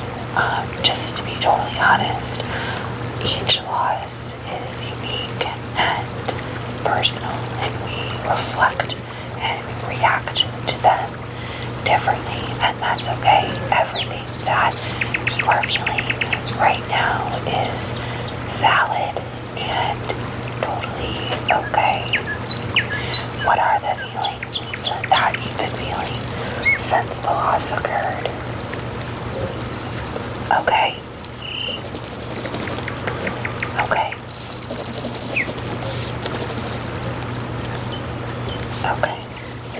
And how severe would you say that is on a 1 to 10 scale with the anger? Okay. So about a 7 on the anger, so definitely a lot of anger associated with the loss and the sadness. Okay, so more anger than sad at the moment. Okay, and as far as the pain, is it physical, emotional, mental? You've had some physical. Okay, you've had some physical symptoms in addition to psychological. Okay, all of these are very common and, as I said, very, very, very valid feelings. Okay, you are not experiencing anything that is out of the ordinary or uncommon. What you are experiencing is unique to you, but the kinds of feelings and reactions that you are having are to be expected with a loss of this kind, okay? So you are not doing anything wrong or different or out of the ordinary, okay? You're having very, very normal reactions to a loss. Not that loss should be normalized or seen as normal in any way, shape, or form, but what you are experiencing is not anything to be concerned about, okay? Okay. So there are 5 stages of grief. Some people break it down into 7, but I prefer from personal experience and in my study, there's 5 significant stages of grief, and this is not in any particular order. People experience them in all kinds of orders. Some people don't experience all 5. Some people only experience 1 or 2. Some people experience them all and go back and experience certain ones again, okay? But let me just read them in no particular order. Denial, anger, bargaining, depression, and acceptance.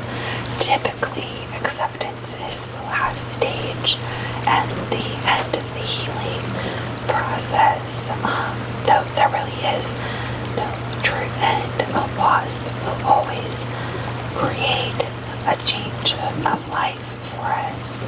We are never going to be exactly the same as we were before the loss, but the acceptance is the point in which place the person who has experienced the loss can truly begin to move forward in their journey of healing.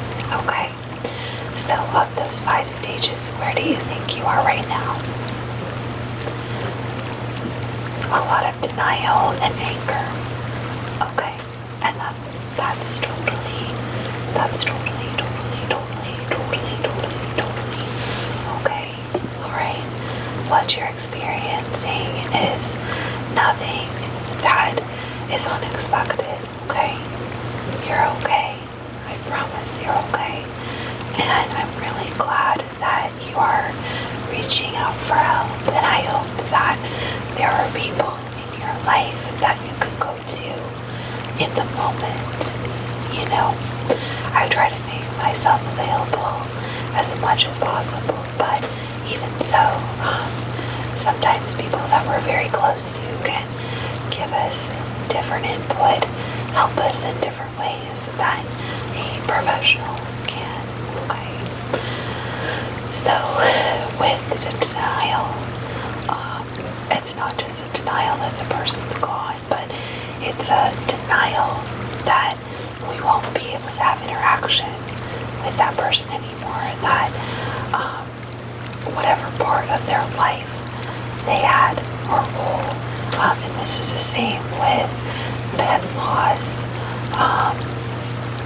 not just the loss of human life, but a loss of a friendship, a partnership, a relationship with a pet, even job loss can also face denial. All of those things are valid forms of loss that will go through these stages as well.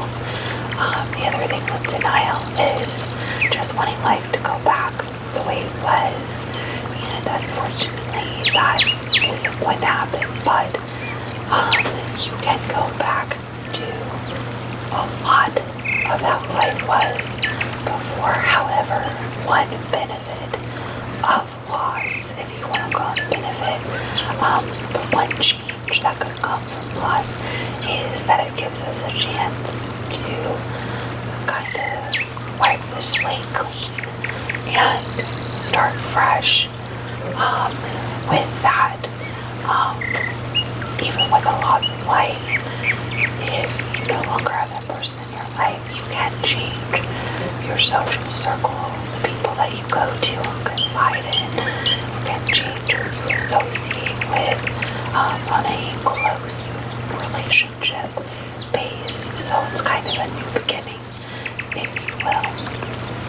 So denial is a very common place to start coping and working through the loss, but like I said, it isn't always the first place. Anger, a lot of times, is due anger that the person is no longer with you, anger at the loss of employment, anger at the loss of the time that you thought you were going to have with your pet or your significant other, anger at the fact that death is a natural part of life, anger that things have to change, anger at yourself maybe for not getting to say goodbye or not doing something that you thought you should have before the death or the loss. That sounds okay. Well, I promise you, the loss that you experienced, even if you were upset with that person when they passed, they know that there was more to your relationship than that one moment.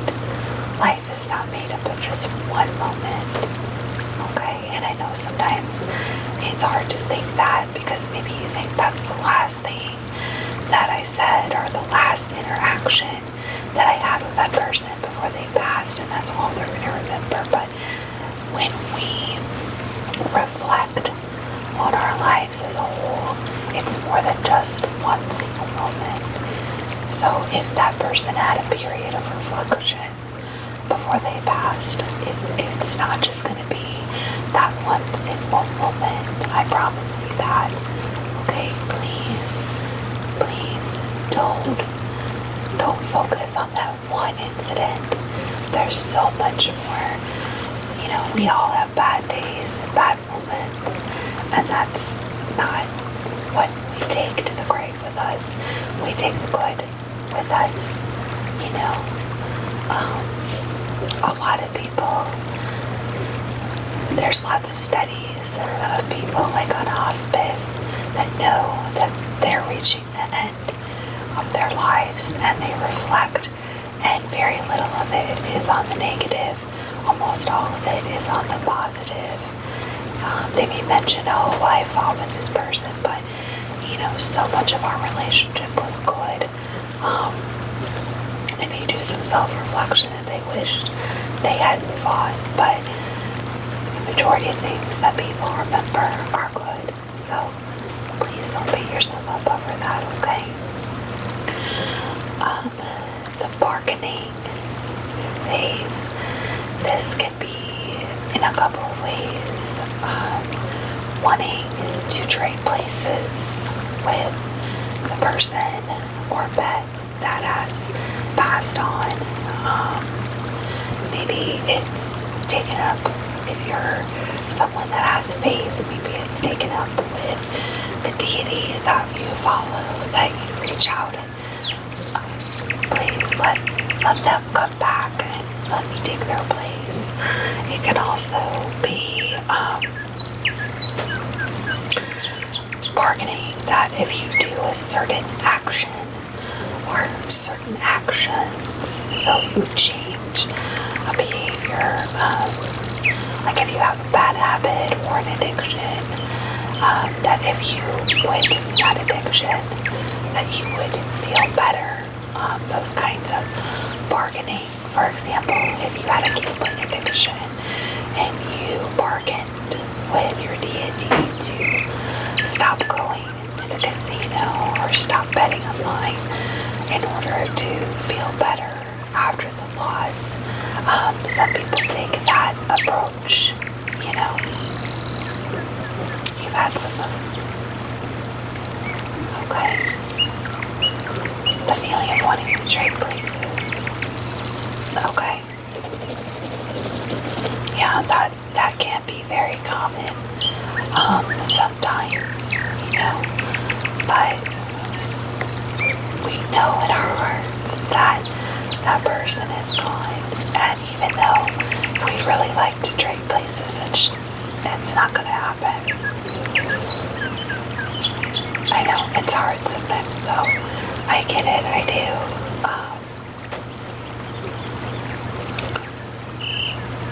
And you had the feeling of, what can I do to feel better? Okay, just a little, yeah. That's very, very common. I promise you. And there's nothing wrong with feeling that feeling either. There isn't. Depression is a big part of the process. The sadness, the pain, the longing for that person that has been lost, or the pet, or the job, or the experience, any kind of loss, being told, for example, if you struggle with infertility, being told that you can't fulfill that part of your life that was important to you, that's a huge loss. Being told that you can't do something physically because of a physical ailment or injury, that's a loss too. And there can be a lot of emotional pain tied up in that, in addition to psychological pain. So the psychological pain of the loss of someone runs very deep. We build deep connective relationships with people, with pets, with even objects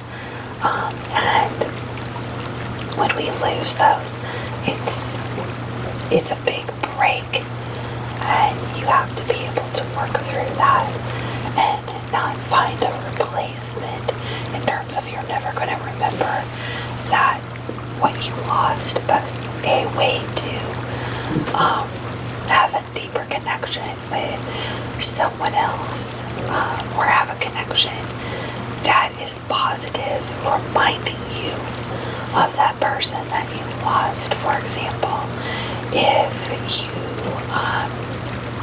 had a hobby that you did with that person, continuing to do that hobby would give you a place to reflect positively on time with that person.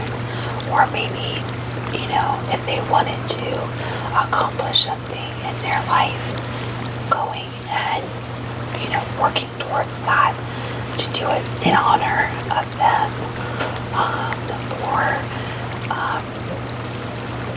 making donations or volunteering time into something that was important to that person is a way to overcome and redirect some of that sadness and pain as well.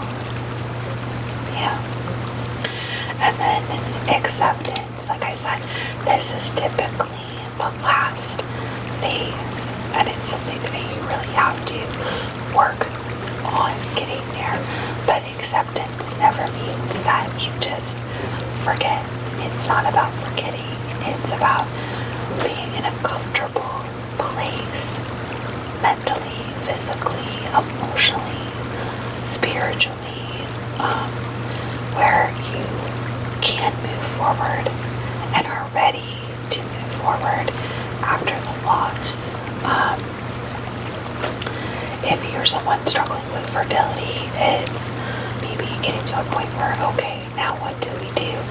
Looking at surrogate parents, looking at adoption. If it's a loss, like you're facing with death of someone,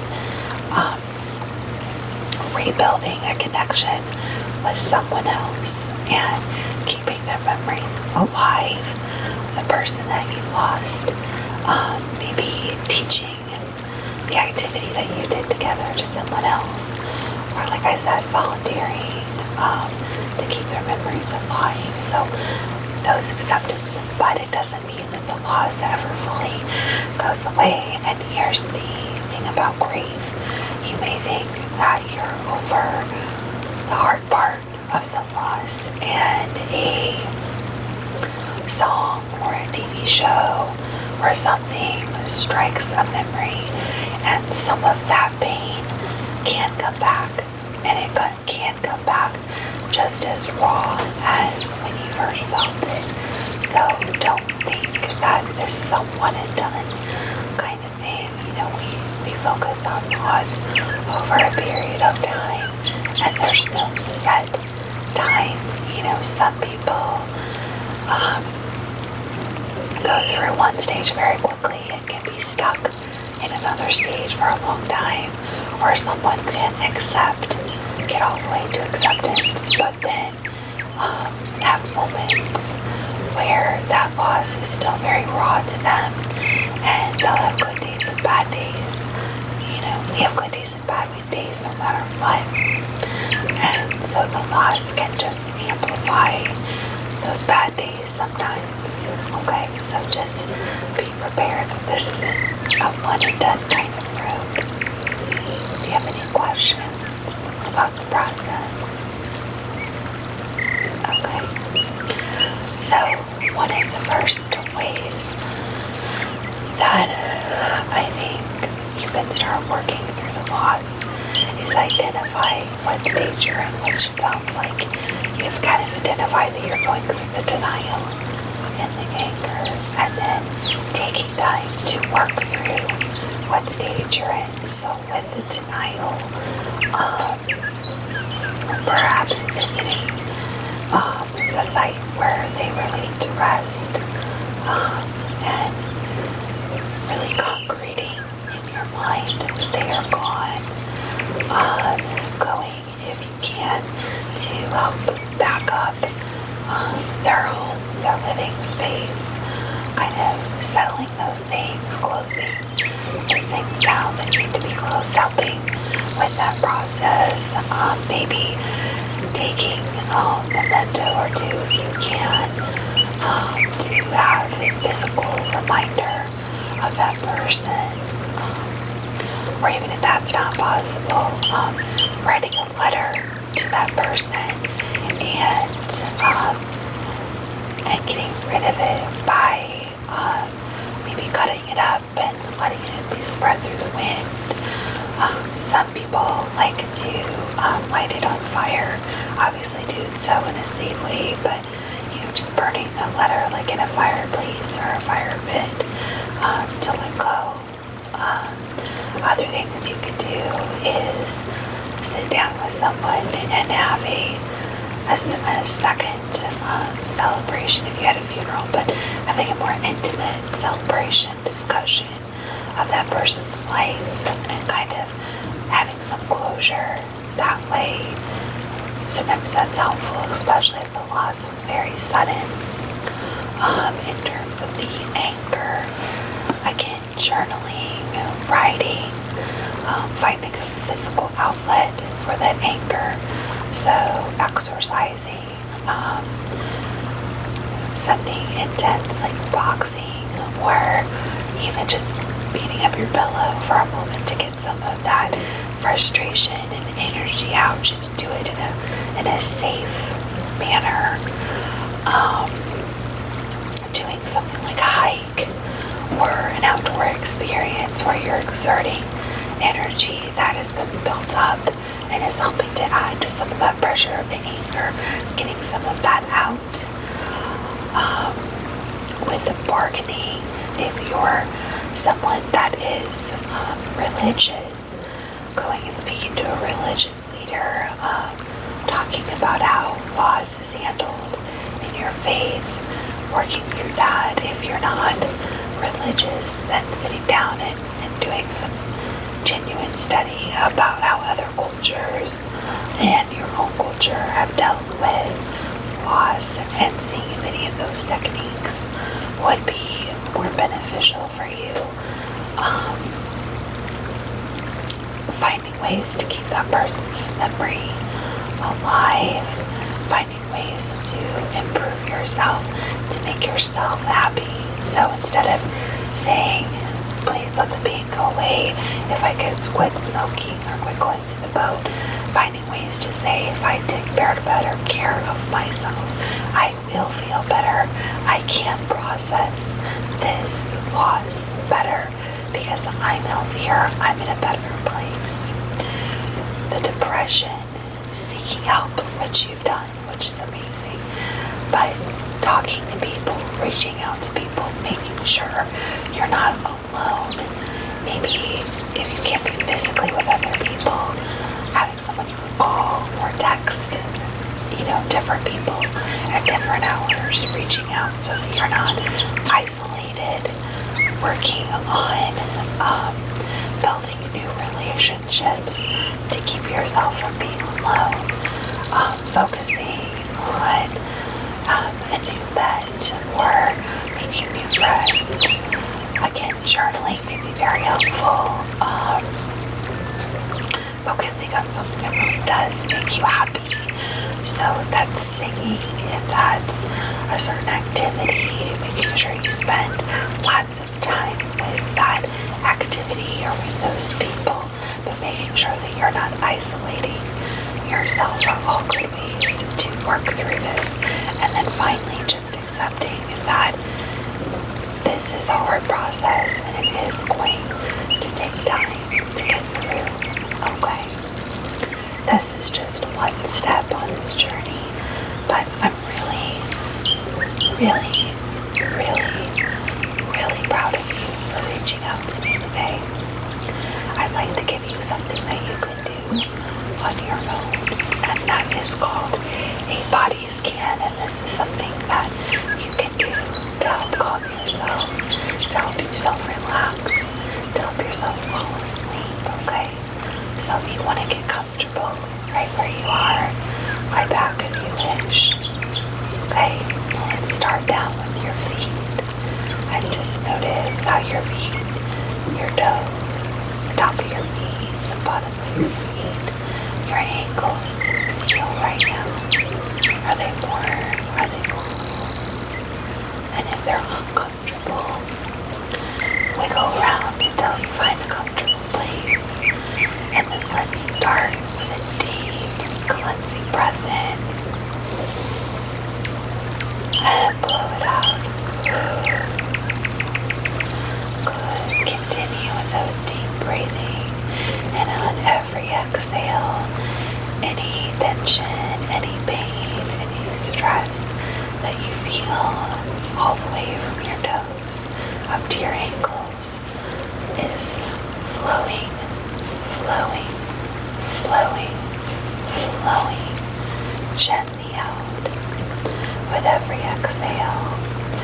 And that uncomfortableness is replaced with a warming, calming feeling, which now is slowly, slowly, slowly spreading up to your knees, up your calves, up your shins, and now from just below your knee, all the way down your feet is becoming more and more relaxed and comfortable.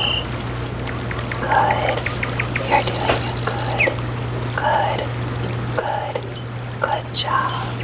Yes. And now, as you take a few more deep, cleansing, covering breaths in, you feel that wonderful, calming warmth spread all the way up to your hips now. Good. And you recognize any areas that are uncomfortable or painful or stressed, and you just let that go with every exhale. And that pleasant warming, not too warm, just a comforting warmth, spread all the way up to your hips and help you relax. Good, you're doing a wonderful job. Now, very slowly, let that warmth climb. Good. All the way up to just past your navel, so your digestive organs, your lower back, those areas now, with every exhale, are being freed from stress and discomfort, and any irritation is just flowing away. Good. Now you feel the warmth spreading all the way up to your neck, so all the way up your back, your shoulders, and it flows down your arms, all the way to the tips of your fingers. Good. And any place that is uncomfortable or has any pain, with every gentle exhale, you are just letting that flow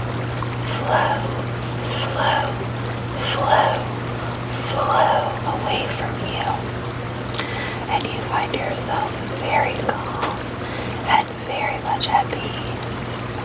And now, all the way up to the very top of your head, that warmth spreads, and your body is completely relaxed, and any last little bit of tension,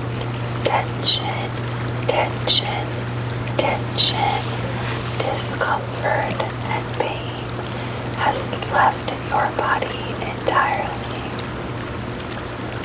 And you are now completely and totally relaxed,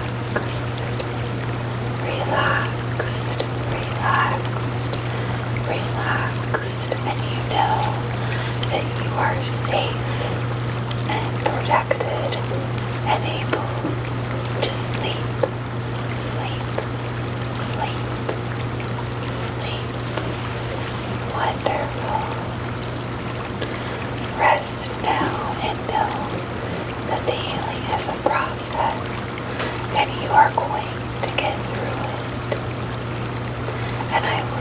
again very, very